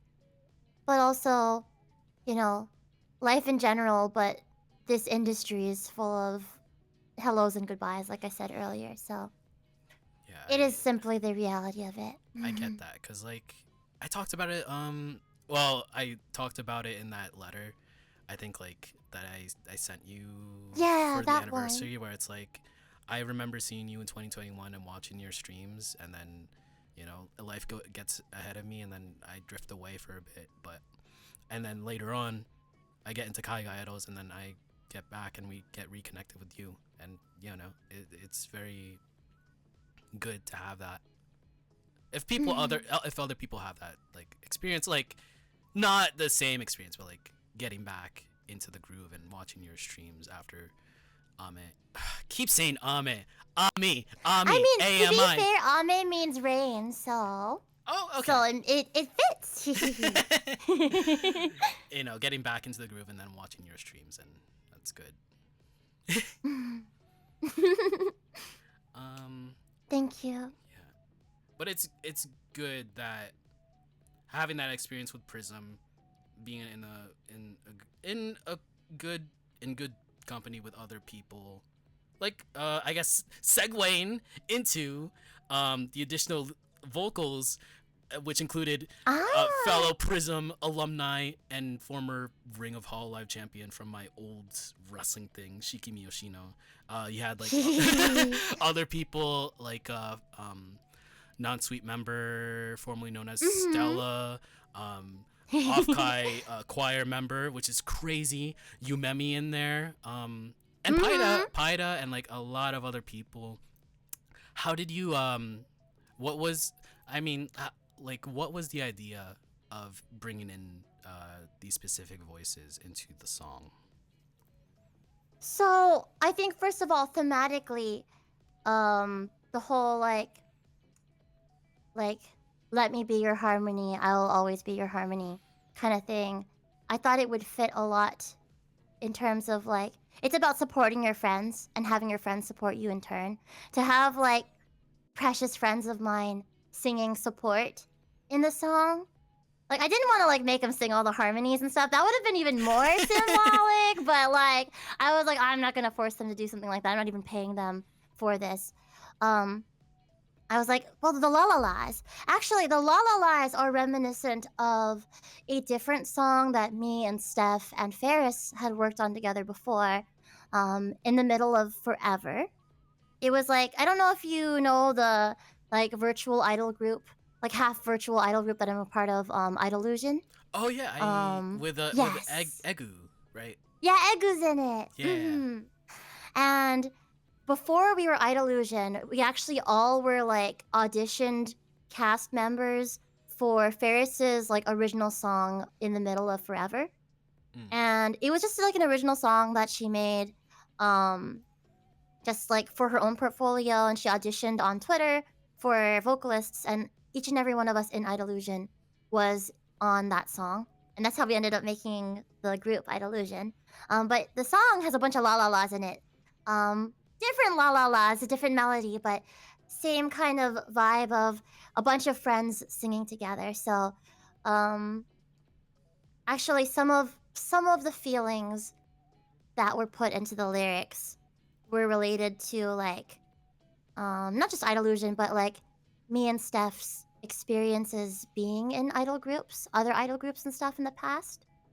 And you know, like parting ways with people or having your paths come back together again and stuff like that. So, it's in part a like reference to In the Middle of Forever, and then it's in part just kind of relevant to the lyrics of the song. And then also like I thought it would be really nice for it to be able to bring together people from different communities. Like there are VTubers in there from Ami's time in Prism. There are VTubers in there from my time before Prism. There are I asked all sorts of people. I asked it's a little bit of a last minute audition, so I couldn't ask as many people as I wanted, but I asked some Kai idols. So like Paida's in there. Non-Sweet member formerly known as Stella is in there. I had invited all of Non-Sweet and they all wanted to join, but it was like bad timing in some ways. I know Miyu was like dying to join, but she like her interface was broken Oh. at the time. I was like, no. Miyu's my wife. Miyu's my wife. And then there are like VTubers in there. I asked the other cast members from Little Goody Two Shoes to join in as well. and just so as I tried to get like people from all these different communities to come together, because each and every one of those communities has been an important stop on my journey, and it ended up becoming this like all-encompassing song as a result of it. So, big thank you to all the friendos who lended their voices to the song. Mm. Yeah, I really felt like the addition of your with the addition of the other Kaiga idols, your contemporaries, your friends, very much helped the song or amplify the song, as I would say, to another level. Mm. Yeah. Yeah, right? Right. And so that's why when Jake ended up using their like faded their voices in at some point towards the end of the documentary, I was like, "Oh, I'm gonna cry." Wee. Yeah, they really made a big difference. Mm. Cause going into like the live performances, you said like the very first time you performed it was at IPLA Volume 1, and then you performed it at Nuif, or in between that. Oh, Natsumatsuri. Yeah. Natsumatsuri, and then Nuif. And then Otakon. Otakon. SoCal Idol Fest. And then eventually Nuif. I might be missing something in there, but yeah, I had performed it a few times before it ended up like finally coming out. Technically, Idol Party Volume 2 As was well? the last one before it came out the following day. Oh yeah. With all of those performances, what felt like the most memorable performance of that song to you? Ooh. I will say, including the ones after the release too, one of the most what was really impactful to me first was when I performed it at Northwest Idol Fest. Because I don't know if you remember. Do you remember like the freaking thunder snake? Oh yeah, in the middle of the room. Eniwaza, right? Yeah. Yeah, I started crying during the performance during the thunder snake. I was not expecting that. I knew people would break UOs like for that final chorus, but I was not expecting a full-on thunder snake. So, and looking at the video of it too. Well, from my perspective on the stage, it's like there was a giant like orange road forward that just kind of like lit up in front of me. And I was like, "Oh God, I'm gonna cry. This is the road to the future." And then looking at the video too, it looks just as cool. I'm still waiting on the camera footage. There were several cameras going during Nolif. I still haven't seen any of the footage from it yet, but hopefully I'll see it soon because I want to look back at that time. Another equally impactful one was Phantom Thief's Revenge, which I wasn't there physically for. But because it was one of the few rare like actually live performances as a VTuber that I've had an opportunity of doing. Like a lot of the time these VTuber concerts are like Pre-records, right? very pre-recorded. Right. But then they because of tech limitations of course. But like for that one we had the option to do it live and I chose to do mine live. And the feed was so cool because I could see Aniwaza and that group like in the corner going crazy during the show, but also just like I hadn't seen such a big. That was the one original song I think I did for that performance because I did Snow Halation, I did Felice Bottom Jeans, and then I did Your Harmony. So I wasn't expecting people to go in hard for it since it's not a song that like very many people would know. And yet the crowd, such a big crowd, went in really hard for Your Harmony, and I was moved in that moment. So big props to Oshi Spark for having a live feed of the audience. Yippee! Yeah. One last thing about Your Harmony, and I guess like overall in your discography, do you consider this your magnum opus, or do you consider like your future songs as that? I think so far out of the songs that I have like made, including the 2 that haven't been released yet. I do think this is like my magnum opus. However, lyrically, because I didn't do the lyrics for this one. Lyrically, Start Again is my magnum opus. Like I've not been able to write lyrics better than Start Again since Start Again. So that's like my current goal is to like write lyrics that are better than Start Again for some of my future songs. But overall, I do think Your Harmony is my best original song so far. For me, I consider it your best. That's good to know. That's good to know. I do like hearing what people's favorites are. What like kind of shakes me up sometimes is like when people are like, "Oh, my favorite song of yours is like," and then they like list some like really obscure song of Like mine deep that cuts was like, from like the 2020 yeah, album. exactly. Like I don't know, like Breaking Free or like Stand Up, and I'm like, those were like my fillers for that EP. But I'm glad you like, I'm glad you like them. I'm glad. But now in the future, I don't want any song on my EPs or my albums to be All filler. killer, no There should filler. be no all killer, no fill. Wow, wow, that is fire right there. You should write lyrics sometime. No. But yeah, I get that. But yeah. Like even with my favorite like artists outside of like Kai Guy, like there's definitely songs where like they release an album and there's also songs that definitely feel like it's just there to be there and like this has no meaning, but like Right. I like And that's the thing is I thought that I had to have like filler songs because like the artists that I would listen to had songs like you said that were clearly there just to like fill space in the album. But then then I was introduced to Kaze's music and he has like a really big he has like 2 albums coming up on 3 that are out right now.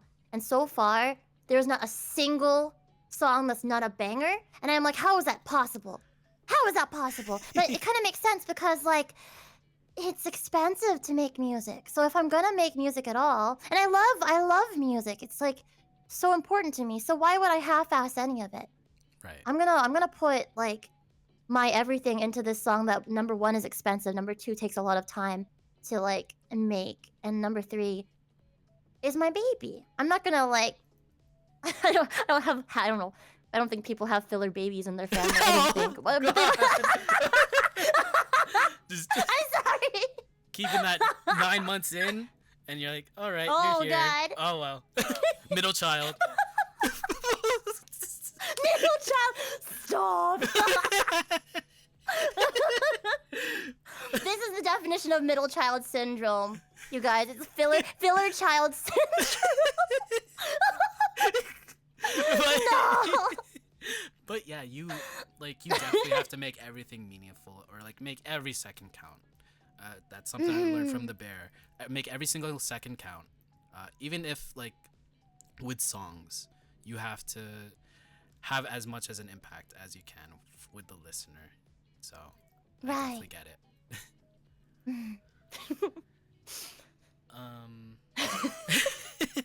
Sorry. Going into, I guess, moving on into future / retrospect. I remember the last time I went into this section, it was very much shortened, but like after interviewing a lot more guests and like having more questions, I might as well just go into that whole template and ask you, what performance really meant the most to you in the past year? The one that meant the most to me, okay, hold on. I have my EPK up. I have to like look and see what I've done. Ooh, okay. While Phantom Thief's Revenge was huge for me in several different ways, I would still say that my number 1 most impactful performance to me over the past year was both of my solo concerts at Northwest Idol Fest last year. Oh. And I'm so happy you got to be there for them. I'm very, very I glad. love both performances. Oh my god. I'm so glad. Because they really. Can I talk a little bit in detail about those? You have the floor. Like, what went into those? Yes. So, that at that time, there was a lot going on. When I say last year, or just like the past several months have been like one of the most difficult times in my life, that was like smack dab in the middle of it all. um I had not been in my best like mental state for a while. I was like, it was an absolute mess. And at the same time, I had been very busy with like traveling like doing a lot of different performances and stuff. Um, there was, it was a really rough time. And to be honest, preparation, while I would normally prepare for Northwest Idol Fest, because that's always my biggest performance of the year, well, I would normally prepare for it like 2 months ahead of time, have my set lists prepared, practiced, have like all my like scripted, because I do like cool scripted bits and stuff during Northwest Idol Fest in particular.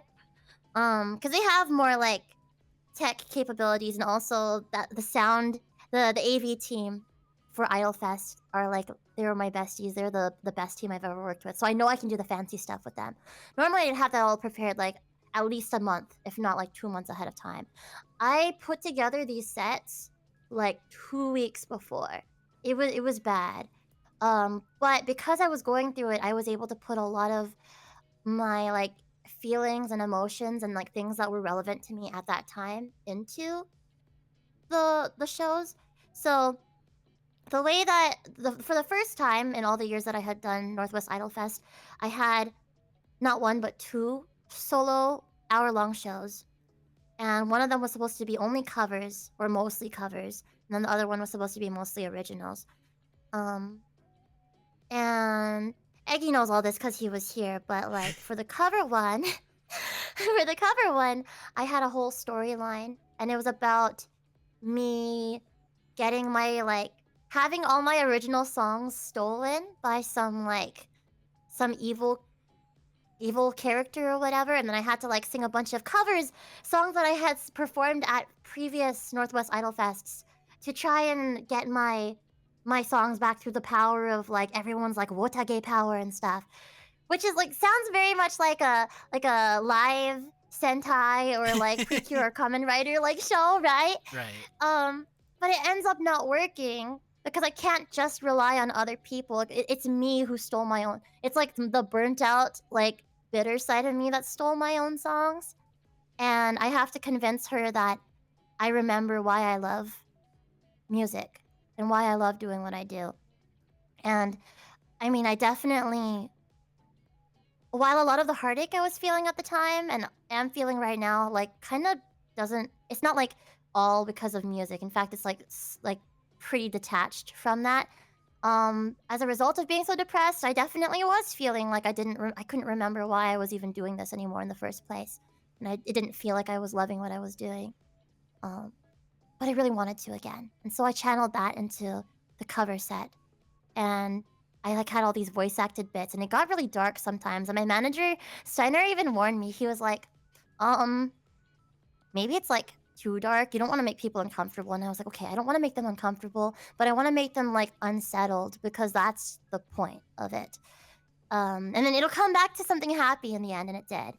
And then the following day was the original song concert, and it was like the most 2.5D thing I had done since Off-Kai Expo Volume 0.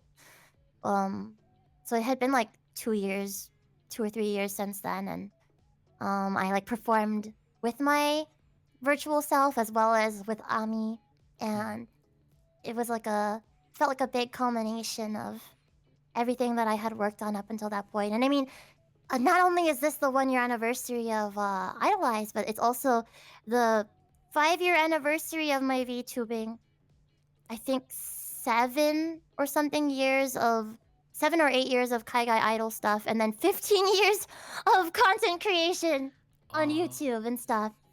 So it's actually like it felt like an important anniversary thing too. So seeing people crying in the audience as well, and like seeing people that not like some people that were new, but also some people that had been there with me for a really long time. A mixture of that. Like Northwest Idol Fest ended up being the most important to me out of everything that I did since last year, I think. And it's no surprise because I mean Northwest is always a really, really special time. So now it's a It's US Idol Fest. US Idol Fest, no T, but Yeah, they lost the T, poor no T. T. Just edit that off. But yeah, since that was my first and last Northwest Idol Fest, seeing both performances, I guess that was definitely you at your best, I would say, because like you did 30-minute sets for both, and there was like so much Hour long for both. hour long. Oh my god, actually.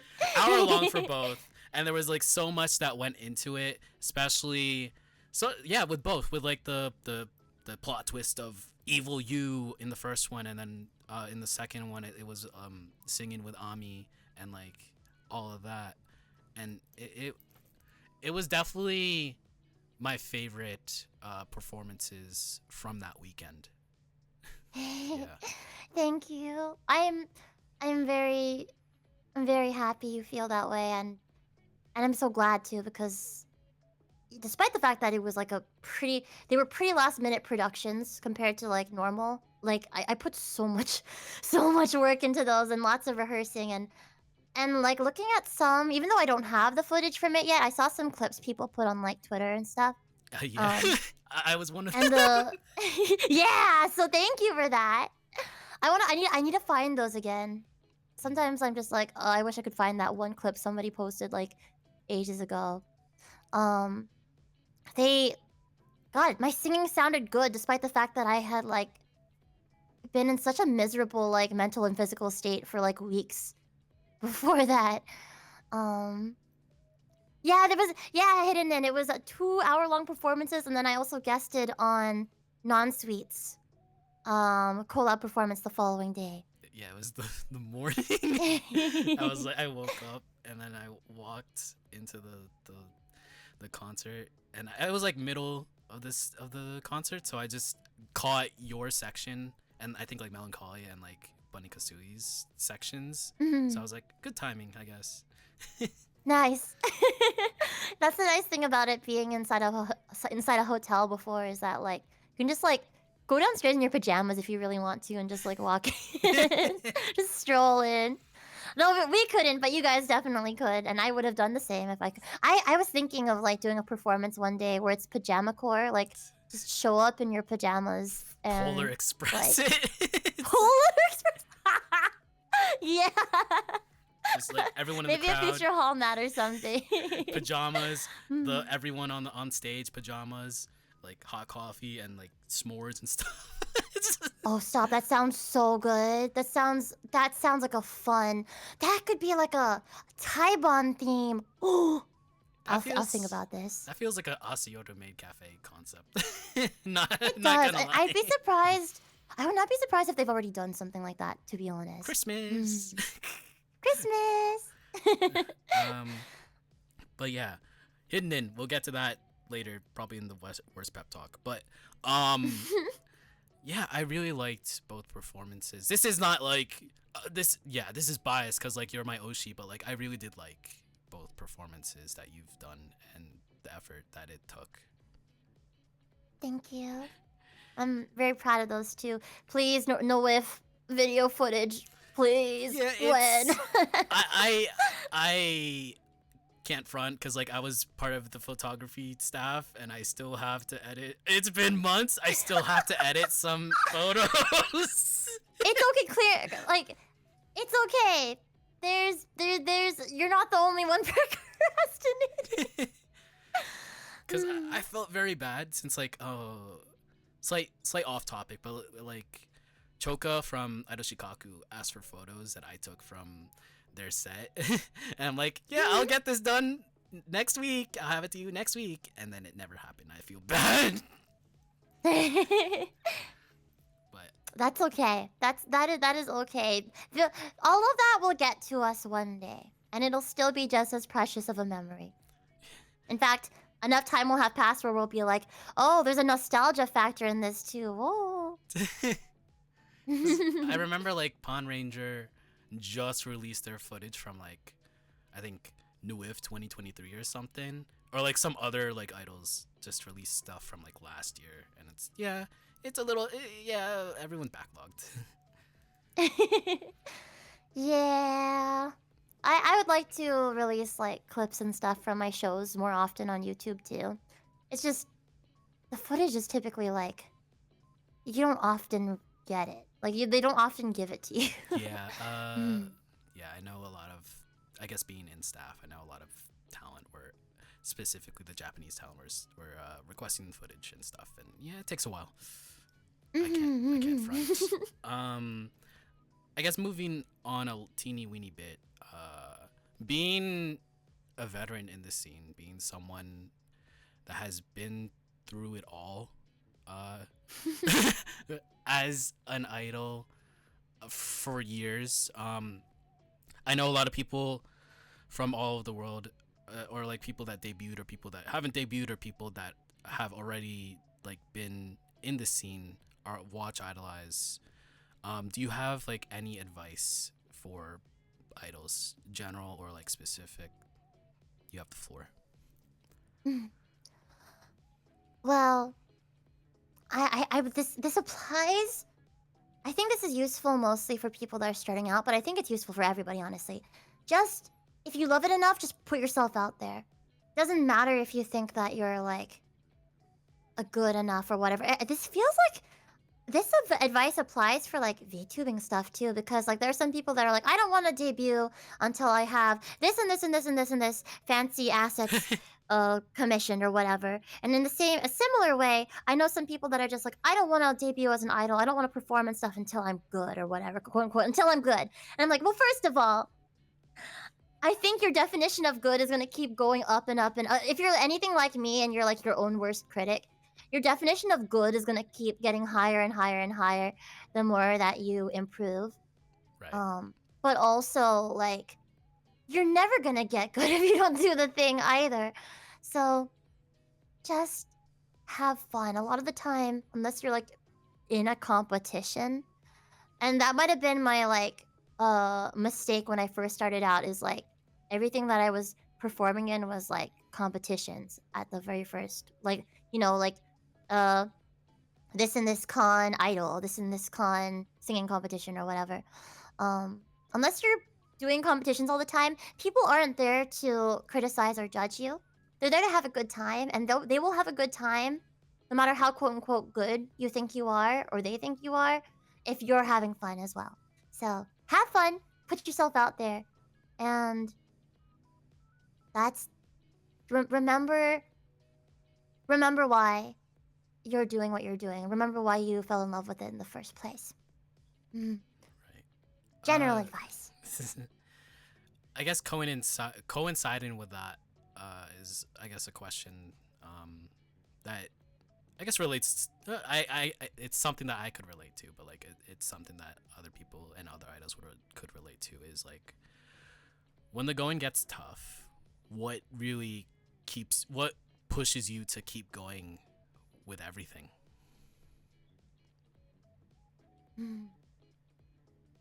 That is a good question, and sometimes this changes, but um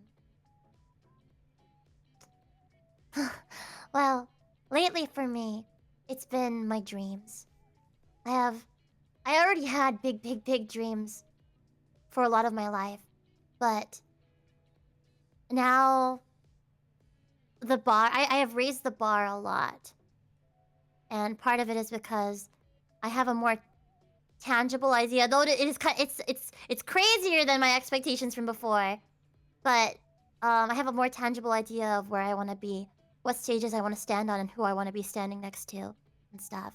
So I think about those goals, and that motivates me forward. That can, I know for some people, sometimes that ends up like doing the opposite and like making me feel down because I'm just like, God, why do I have to have dreams that are just so freaking big when I know that I started at maybe like a point with like less resources than like some people that, you know, had all the lessons or had like really really supportive parents or started out really young or something like that. Why am I dreaming so big?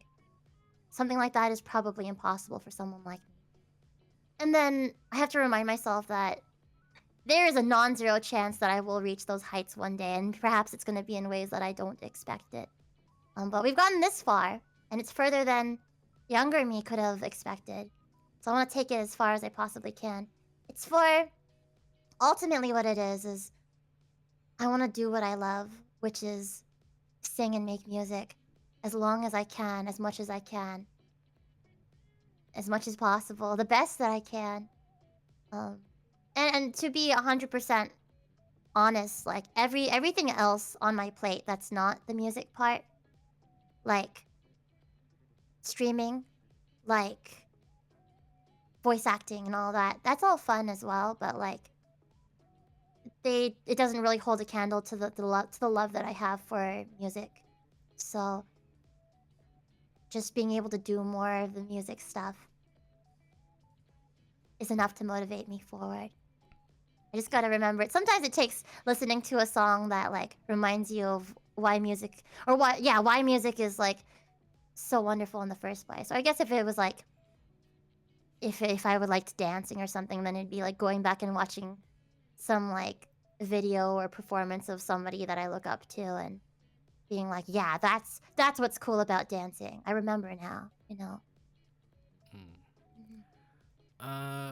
I guess like these questions definitely coincide with each other. It's very much retrospect and like future, but like,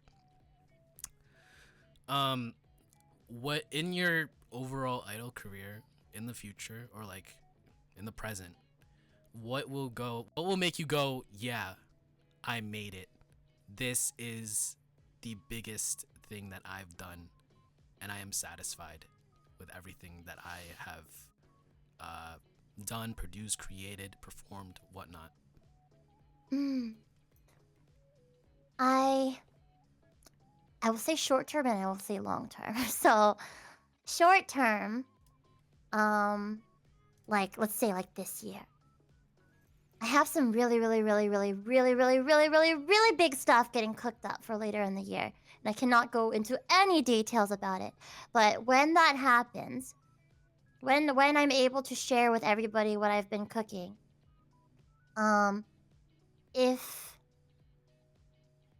I'm able to make people happy as much as I hope I'll be able to, if it is received well, with lots and lots of love, as much love as I'm putting into it, preparing it, then I will be able to say, yes, all of these months of like working hard despite maybe not being in the best, like,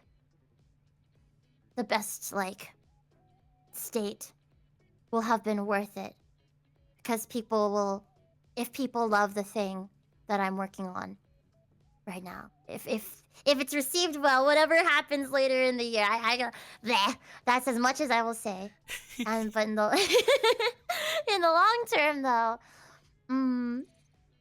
my dreams are no, they're not. They're a little bit silly, but they're not. They're not at the same time because I mean them very much. I still have a big dream of signing on and releasing music with a major record label. Before I was hoping Sony because I was under Sony. Sony would be cool, but now I'm like really looking at Universal. Calliope Mori is signed on to Universal, as well as several of the Hollow Live talents and stuff. Yeah. So it'd be really cool to eventually one day be able to release music like that. And to be able to either like work with or stand on the same stage as, or to be able to be seen as a peer and like interact as a peer with like my heroes, like that would also be like yeah, I made it. So those are two like very, very big goals, and I feel like they kind of sort of go hand in hand. If I signed on with a major record label, especially Universal, then I will have a way higher chance of being able to interact with and work with the people that I look up to the most. Right. But if I don't, then there's still a chance of that being able to happen eventually. I just really need to be seen by the right people at the right time in the right ways. Hmm. I guess it's, I yeah, I guess it's like it's always like that, right place, right time. So a big part of it is luck based, but you know, No, I you mean, make the chances. You give Lady Luck the chance to come and meet you halfway. I mean, look base, but you are pretty. Um, I guess moving on a Thank bit. you. Moving on a bit, I guess, is this question that like I always ask every single idol, and it's always like a little bit of a retrospect. Is like, what would the current you tell the Phoebe that was about to record their very first cover and upload it to YouTube? Ooh. Oh, that was such a baby. Like middle school B. Well, first of all, she'd be like, first of all, the me of today would probably be like, hey, here are some skincare tips. Just kidding. Middle school acne goes hard. It's relentless. But no, I'd probably tell her like, don't be afraid to dream real big. Don't be afraid to dream really well. Several things. First of all, love yourself more. You are worth more than you think. So try not to let people treat you badly. You might give your heart to friends and people that just like treat you really, really badly. Put your trust in everybody only for that trust to be misplaced. But like don't stand for that. Or at the very least don't think these things are happening to you because you deserved it. Cuz you're worth more than that. And then on top of that I'd be like, don't be afraid to dream big. Like I said, like I really didn't think that I'd ever, cuz it's not like my family was musical or anything like that, and I would like beg for singing lessons and music lessons, and they didn't want to give me those. They wanted to put me in karate instead. So it's like I didn't think that with my background and also with like the way my voice just naturally sounds and my like skill level, I just didn't think that I could ever do this kind of thing, be an entertainer, like, or do music professionally. But here I am doing exactly that. If I had just believed in myself a little more and let myself dream bigger, then maybe I could have like gone in even harder with it. I wouldn't say I don't regret the way things panned out, but it feels something a bit like a regret when I look back and I say, darn, I wish I had gotten started. I wish I'd been more serious earlier about this stuff. But you can't go back. And I am great. I'm like happy with where I have ended up. It's just I think lots of people could have benefited from believing in themselves earlier in their lives. But not many awkward teens do. Yeah, from experience. For sure. Yeah. I guess one last thing for the future section. I guess you did briefly touch upon it, but like you do have some songs that you want to release this year, but also do you have like any upcoming gigs that you want to like Techo or like any upcoming gigs like that this year? So from what's been announced, well, tomorrow I'm virtually going to be at Anime North in their V Singer stage concert. So hope that I'll get to see some of you guys virtually there if you happen to be in Canada at Anime North this weekend. Also, Techo is probably going to be my next like in-person performance. That is going to be my first time performing in Pennsylvania, and it's going to be in July. Um, things have not exactly been decided for Otakon yet, but do keep an eye out on my socials and in the Discord server for the Phoebe Hive about where my next live shows might take me. Of course, I'm gonna be. It would be weird if I was not at US Idol Fest this year, so I really hope to see a lot of people there. Though that has not been like officially announced yet. At this point, I think it's just to be It's expected as the resident Idol Fest friendo. Um, yeah, cause like and you there were. are some other Oh, yes. sorry, cause like you were one of Okay. 3 people that have been at every single Northwest Idol Fest, right? It was like Dex, Yes, it and was Sue, and it was you. mm-hmm. Me, Dex, and Sue. And we're always competing with each other about that. Always, always. If you count idol parties, then actually Dex is out of the running for that now. It's just me and Sue. So we're competing with each other now. But there are maybe some other places that I've never performed at before that I'm going to be at this year. So keep an eye out for more announcements. I guess that's like everything I have for the interview. But of course, every single episode ends on a slightly it's a good note, quote unquote, where I have a segment called "The Worst Pep Talk Ever."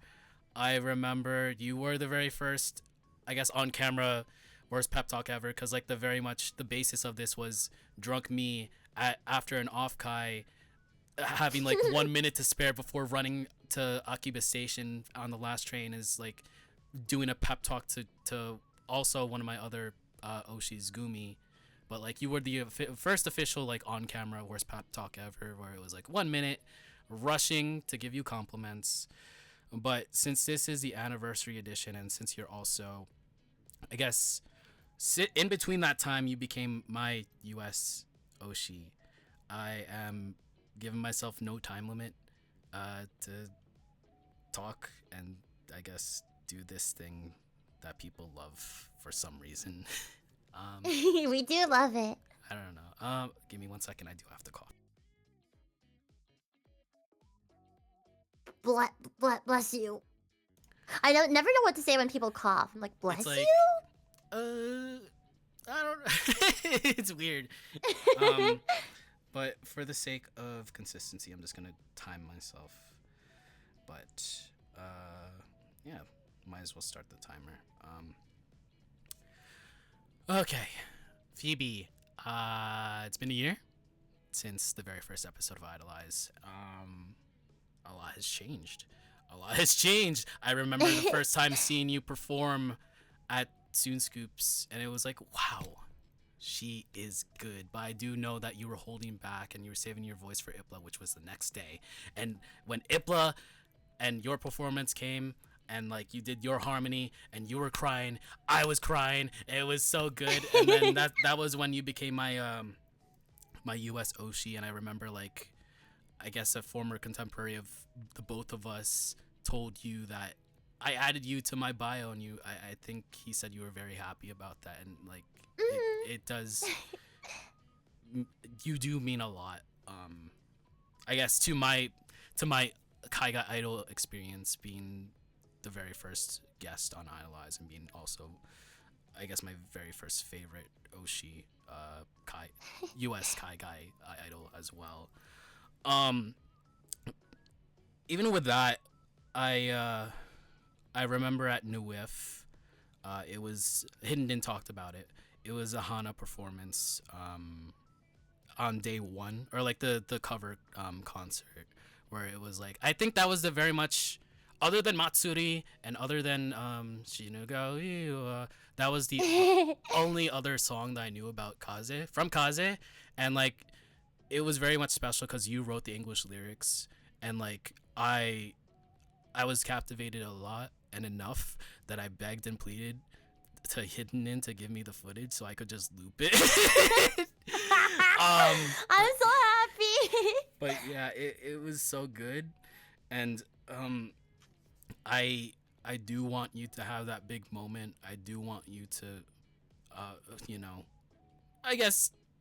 Some way somehow interact with Kaze, be it giving him the English lyrics or performing in front of him or something, but yeah, that was something that really that was even like the 2 hour performances that you did, 2 separate hour performances that you did were something that very much I still remember. Even months after Nuif and whatnot, and I don't know what else to say. Don't know what else to say. This is why I capped myself to a minute. But I just want you to have that moment, have that shine. I remember first episode I called you the quintessential idol because I remember getting into the Kaigai idol scene, and like the only 2 idols that US idols that I knew of were you, Phoebe, and Paida, and I wanted you on to create an impact with IDOLEYEZ, and I'm very fortunate and thankful that you accepted that invite. I very much remember it was a former contemporary of ours. It was Ashes and it was Yancha, and I DM'd them wanting to like get you on or like have favor with you, or like no, I might as well just DM Steiner or like DM the Phoebe Chan website to officially request an invite, and you did, and you accepted, and I'm very much fortunate enough to have you on 1 year ago. I feel just as fortunate. Like, seriously, thank you so much for inviting me, and it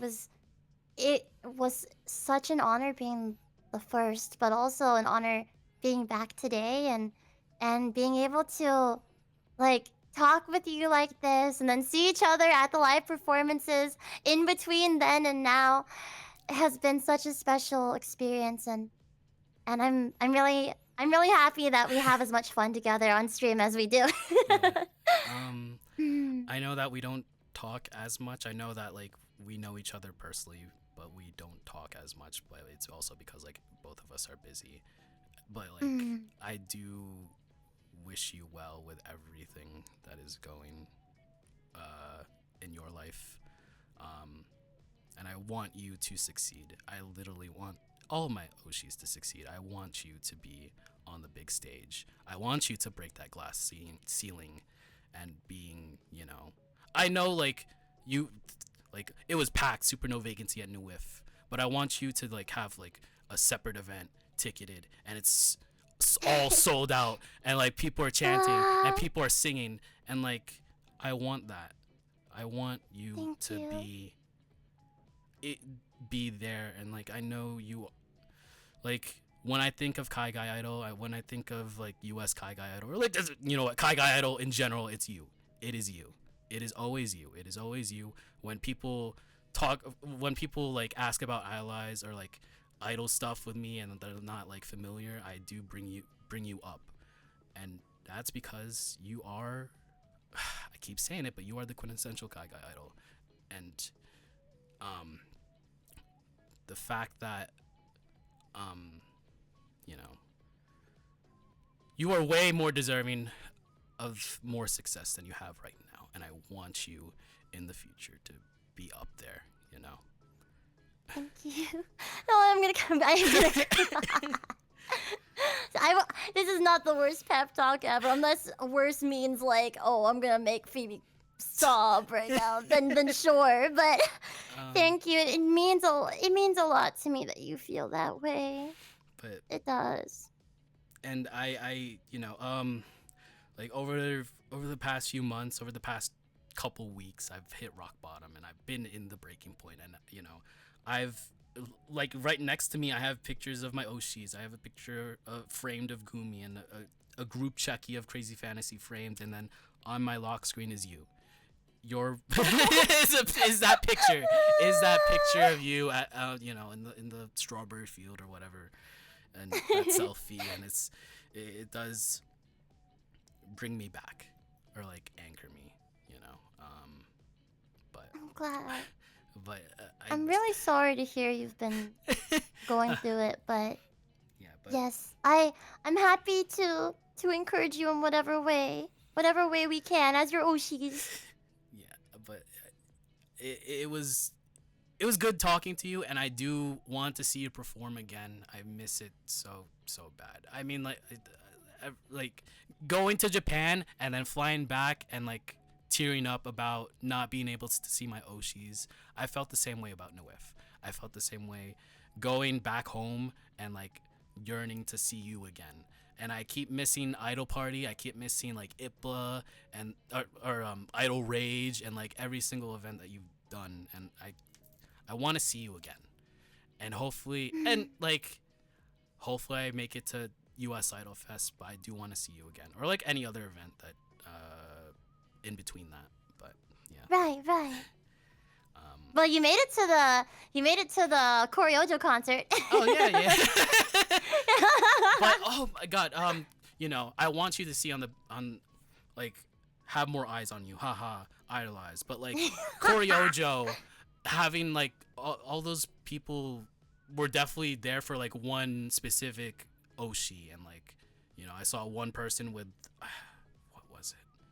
With like a cardboard standee of like one of them, and like I know that was definitely a showcase of idols that, or VTubers and idols that, like, you know, people don't know, and now they know you, and thankfully you had that QR code. It was people other like performances didn't have that, or didn't have their name, and you have to like figure out who they were out of the 100 people that performed. But like, I want more people to know you, and I know you had like the Phantom Thief Revenge concert, and like I want everything to succeed for you.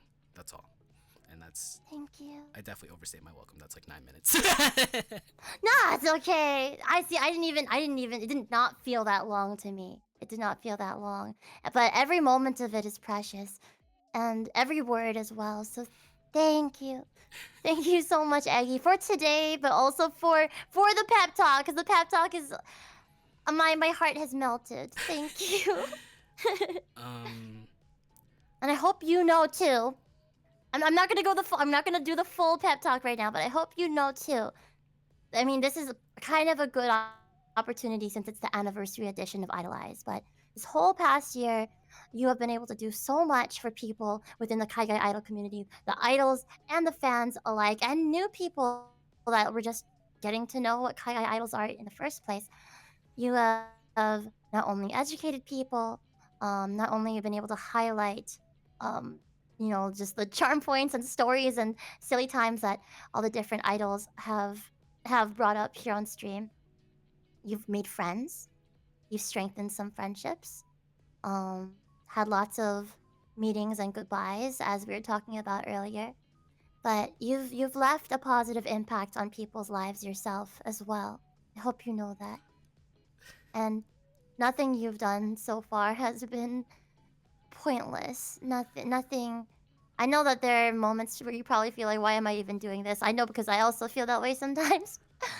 But then I am so happy that you made IDOLEYEZ. Even if I wasn't a guest on it, I would sure as heck be watching. So thank you. I don't want to cry. I'm sorry.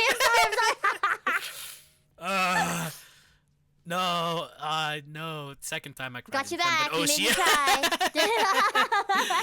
But I guess going into, I guess, like the anniversary of IDOLEYEZ. Yeah, this was something. It's been a year, 52 episodes, and then, you know, Ando also like did some stuff. Oh wait, Phoebe, if you do wanna leave, that's totally fine. I'm just gonna vamp or like MC if you want to. If you want me to, but otherwise I'm happy to stay. Okay. I'm happy to stay. I'll have you stay. Yay! I will be quiet. Well, I'll let you talk. Yes. But 52 episodes, Ando has been a great part in that as well, while I was away in the Philippines and also Japan. 52 episodes. I remember it was a domino effect for all of this. It was me being sad about Pomu's graduation and me having, having a Taibon next to my hotel and going to it, and then finding out one of the groups that I liked that was performing there had an English speaking member, and that was Ria, and I was like, oh, I might as well see her again and buy a checky and talk to her, and then, and then being insane enough to fly back to the Philippines and then find out about Ria's friend and now co-member of Crazy Fantasy, Gumi, and then talking to her through a thing called With Live, which is just fan calls and whatnot, and then being insane enough to go back and talk to her and find out about her story, and also going to Offkai's and talking to Ria, and I know even then and even now I'm not the most talkative person. I'm the most introverted person ever. The most time I've talked is literally during IDOLEYEZ, so it's not great. I remember I talked about this during the post JP trip last year, free talk, where I was freaking out, cause I had a Izukai Offkai, and I was face to face with Ria, and I didn't know what to talk about, so I just drank a lot, and that liquid courage allowed me to talk, and I remember being on a With Live, the couple With Lives, or the fan calls with Ria and Gumi, and I'm like, what do I talk about? I'm freaking out. And then you can atone for this, where I'm very much seconds before the stream of episode 1 of IDOLEYEZ, where I'm like, Phoebe, I'm freaking out, but even then after all these episodes, it's just business. It is just business for me. I can just do whatnot, and it is what it is. And this was when I was supposed to announce that I was quitting IDOLEYEZ, or I was gonna end IDOLEYEZ here, but that was weeks ago. It made perfect sense, perfect timing, I guess. Off topic, with my mediocre wrestling show, I had Hatsune Miku win the world title in 2021, and then 3 years later, before I ended IDOLEYEZ, I wanted to end this wrestling thing, and I had Miku win the title again, and it was a good cap off. And with you being the first episode, and then you being episode 52, I wanted to end on a good note, but I felt like that can't be the end. That can't be the end, because there's more idols that have more stories, or more idols that people should know about, or people should have a spotlight on. Because I don't want to quit. I don't want to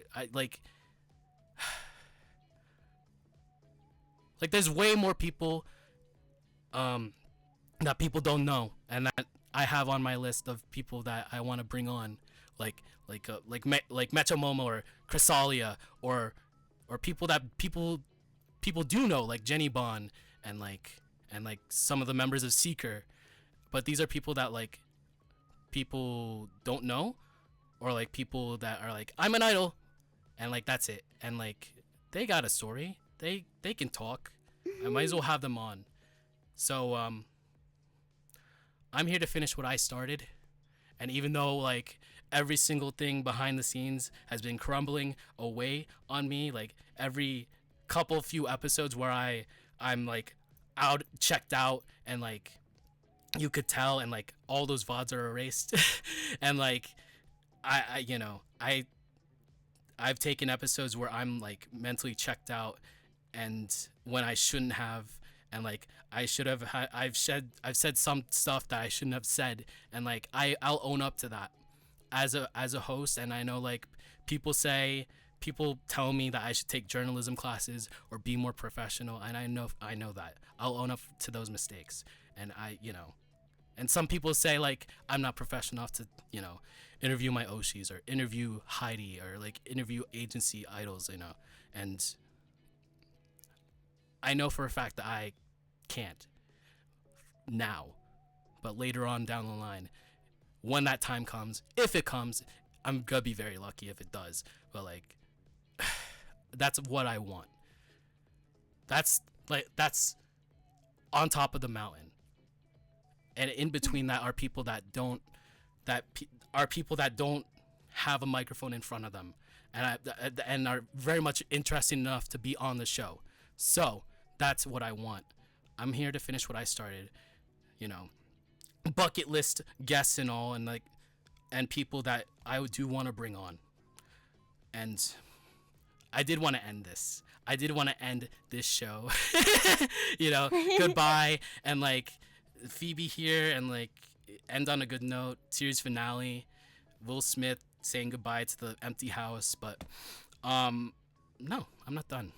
I'm not finished. Even though my every single thing tells me to quit, and like my brain tells me to quit, you know, I'll be open. I have depression, and everything around me has been, you know, affecting that, and especially wanting that decision to quit. But no, I can't. And I know for a fact my depression has affected every single bit of this show. I know that it affected the lateness of handing in the question sheet to you, Phoebe. I'm very sorry about that. And and then the lateness of the intro and uploading that. But you know, I gotta work through that. I know people that have depression and like just try to grit their teeth and walk through it, and like walk through the fire, and I gotta try to do that. I gotta do that too. I know people that persevere through like personal matters, and they keep trucking. I know, Phoebe, you know people like that too, but like I gotta keep trucking, and I gotta keep this show up. And sometimes this show brings me comfort. It brings me comfort having people on. It brings me comfort talking to people, even though I'm like shy. I'm quiet. I'm like one of my Oshis Gumi who's like so talkative and like all shine on stage, but off stage she's very quiet. So I'm like she's like me for real. But you know, I gotta power through that, and that's why that this show is not ending. And as long as I keep going, I don't know how long this is gonna go. If I fall out of love with a scene, or if I, you know, I don't know. But I'll try to keep going. I think that's the important thing, honestly, is like, I think everything comes to an end eventually, but when it does, I want it to be because you actually like want to be done with it, not because you feel like you should or you have to be done with it, you know?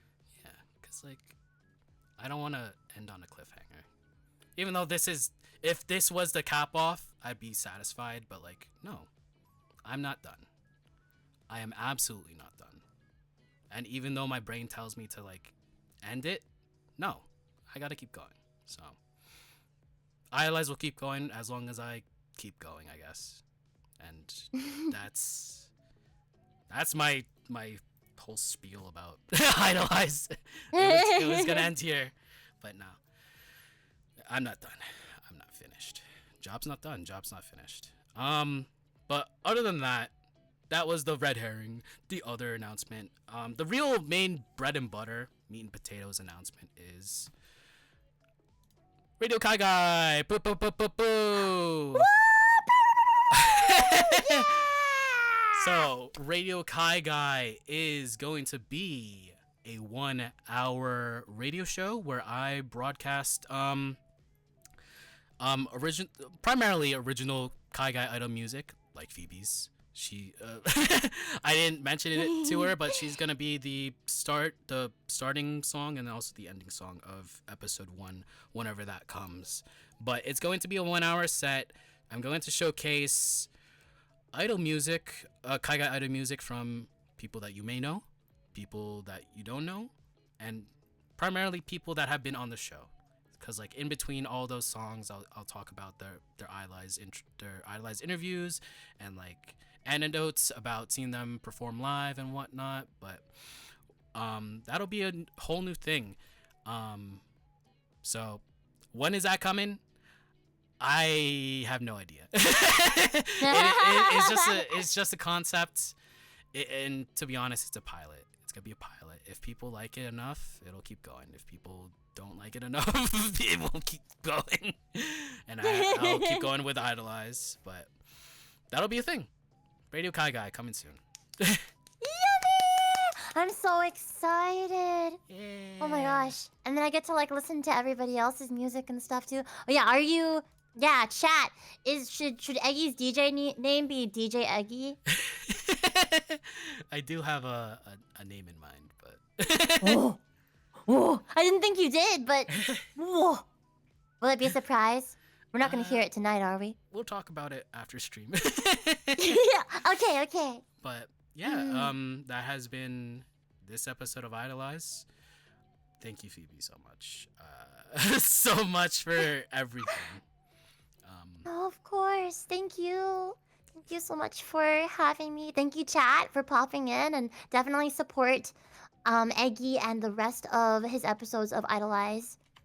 And Ando as well. Mhm. And if you have, oh wait, the command. Oh, I never had a command for you. That's crazy. Oh my god. That's how early I was. Whoa. Yeah, I think it was with Royal where I was like, hey, do a command and then show their links. But if you I mean like most of you are here for Phoebe, and I know for a fact that you're already following. But if you haven't, yeah. Go there you go. If you have it. Go to PhoebeChanJibby.com, where all her socials are there, even Friendster and MySpace. But Wow. I'm gonna be honest, I don't know what Friendster is. that's way before my time too. I think MySpace is a couple years before my time. But Yeah. yeah. Once again, thank you guys for watching. VOD will be up tomorrow. And if you haven't followed Phoebe, follow Phoebe. Take care. Brush your hair. If you haven't followed Eggy, follow Eggy. Follow me, I guess. And also, Follow Eggy. I might as well just like raid someone. Who's up? Who is? Oh yeah, who's up? Let me see. Pengy. Oh my God, Pengy. Perfect. Yeah, Pengy. It is her birthday. She's doing a donathon. Is that okay? Lin Manuel Miranda on the screen. I don't know why. Okay. But we'll be for the first time in quite a while. We'll be rating someone. So we'll be rating Pengy. Pengy, also probably one of my favorite episodes of Idolize. And to be honest, this episode is probably my favorite episode of all time. I'm so glad. But yeah, we'll be rating Pengy. Pengy's awesome. Pengy, if you have some, coins to like spare, donate to her new model or whatever she's doing. Yeah, I think this is for 2.0. But yeah, go there. Watch Pengy. She's awesome. And watch her karaoke stream on, I think, tomorrow. I'm definitely not appearing there as a special intro or something, but we'll be heading there. Take care. Brush your hair. Be kind. Rewind. We'll be going to Pengy stream. Where's my ending panel? It's over Thank you here. guys. Bye.